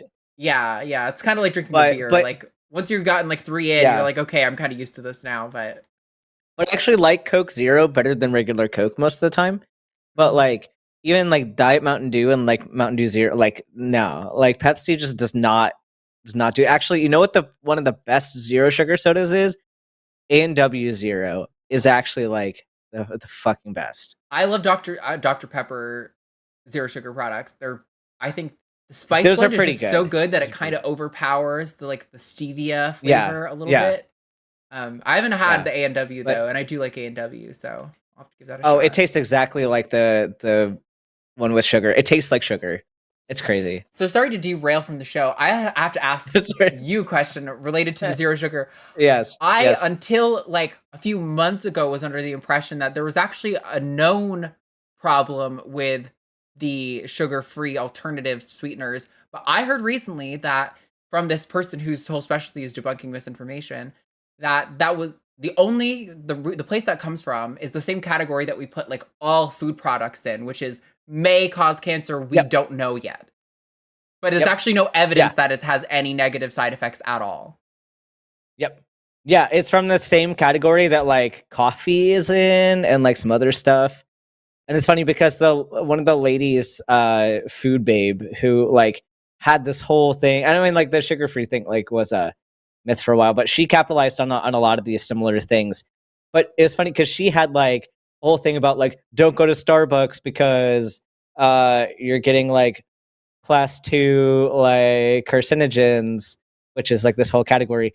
But then she would go to events like drinking wine and stuff, and like that's a known carcinogen. So yeah.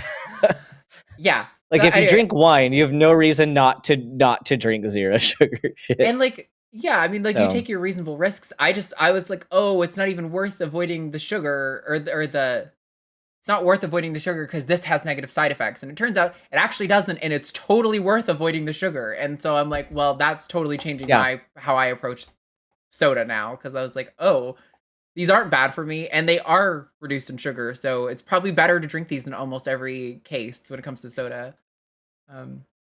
Yeah. Yes. Also, Khaleesi, I hope you know I was just kidding about Chapel Roan. I forgive you for your incorrect opinions. $5 from Dade Murphy, hashtag Team Arden, hashtag hack the planet. I don't know what hack the planet means, but if it gets me a team vote, I'm all for it. $10 from Second Son of Jim, hashtag Team Ben, just because I feel snarky. Hey, we love the snark here. We love it. Hell yeah. I feel like Arden and I were both fiery today. Yeah, there's definitely some spice. I mean, I get it's hard for callers to butt in when we're both going, but like, I'm sorry if you say like, well, Sweden is known for being the most progressive on healthcare issues, and that's just flatly wrong. I'm gonna steamroll you to be like, there's no point in you going to list off 20 things, and I'm gonna have to come back to the first thing you said that was wrong. Like, might as well address it now. And if you're gonna use that thing to suggest that they're the best for all this stuff and they hate trans people, right? Therefore, and like, no. The one thing's not true, but especially that is not a reason to accept the next thing that you're gonna say. Yeah. Like there's just so much with that call. Yes. Too much. I feel Jacob, I feel particularly frustrated about just because I know I'm pretty sure he said he has a non-binary teen in his life. Yeah. As like kid or something, and I feel bad for that kid. They're growing up in an environment where there's lots of anti-trans prejudice, and they're probably gonna have self-esteem issues. And like, I hope not. I hope I'm wrong. I hope I'm completely wrong on that. And that outside of this, he's actually a really loving dad who's just confused. But yeah, I have a hard time believing that's not going to impact stuff. You know. $5 from Melatonin Ale. Trans church is the best church and probably the only church I won't burn in. Hashtag Team Snack Mom. Same. We have our priestess Snack Mom here. You got to do some kind of ceremony with all the snakes. Cast a spell. And then send it to the Christians. Word. Turn all your kids $5 from Monkey a Typewriter. Yes. Trans all everybody with a snake. $5 from Monkey a Typewriter. My favorite church sign ever said, remember, the most powerful position is on your knees. I'm usually Team Arden, but hashtag Team Kidney Organ Healer. Hell yeah. And also, I mean, some people would agree that the most powerful position is on, like, you can be in a position of power and still go down on somebody. I'm just saying. Who's saying I want to take you there? Like, oh, What? Madonna, like a prayer. Madonna thinks it's pretty empowering, apparently. Down on my knees, I want to take you there. Okay, Madonna, slow down, girl. We just met. $5 from Alicia on a silver vote. I'm trying hashtag Team Arden, but I can only do so much. How about I just troll Team Ben? Oh, what? No hashtag on that? Oopsie doodle. Love you both. Thanks, Leashana. I love the oopsie doodle. That kind of made that. Oopsie doodle's pretty good. Yeah. $5 for Monkey, a typewriter. I recently discovered Chappell Roan through Arden, and I'm totally hooked. She's just a whole damn vibe. Thank you, Arden. But hashtag betrayal, hashtag Captain Ben. There we go. Pulling even further into Madonna, the lead. You're gonna like Chappell Roan. There's several art. She also has kind of, I know people. Matt has said, "Oh, I'm blanking." He might bust down the door to tell me who the woman's name is. It's an older artist who Chappell has said she was inspired by. Like Lana Del Rey, she has this her music is so good. It has a retro vibe. It's so much fun. It's so danceable, so singable. Trans issues are like one of her top priorities in the election, so she's definitely a super strong ally. I love her. I think she's such a good trans icon, and her celebrity is one of those things that makes me feel hopeful about even if Trump wins. Like, has progressivism and pro-LGBT beliefs become so normative that it is actually like profitable from a capitalistic view to support these things, and that might be Kate Bush. Thank you. I knew he was gonna chime in. That it's actually become profitable to protect these beliefs, and that like maybe that might be the one protective barrier we have against authoritarian Christian nationalism. I'm obsessed with her. She's amazing. She has the line in one of her songs that's like, "We could go to hell, but it'll probably be fine." The work of genius, like formerly religious trauma queer people, it's like it should be right up the alley of all people who like this stuff. So that's my thoughts. Yes. You gotta give me my point. Oh, sorry. I didn't realize I didn't give you a point. Captain Ben. Boop. Yes. Thank you. Thank you, Snack Mommy. Got you. This one's me. $5 from Melatonin Ale again, just in case it's pronounced Ale, like Lady Gaga and Alejandro. Yes, I saw you give that pronunciation guide a different show and I forgot.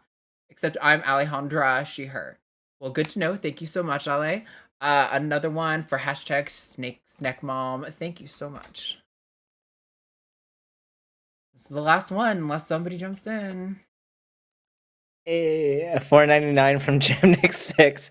Team Matt, no hashtag. Hashtag no, hashtag no vote.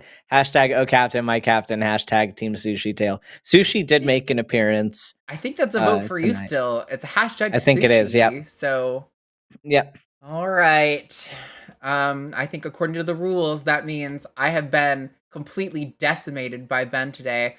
Oh, another 10 from Second Son of Jim came in, and it's another vote. Got it back. Hashtag Team Ben.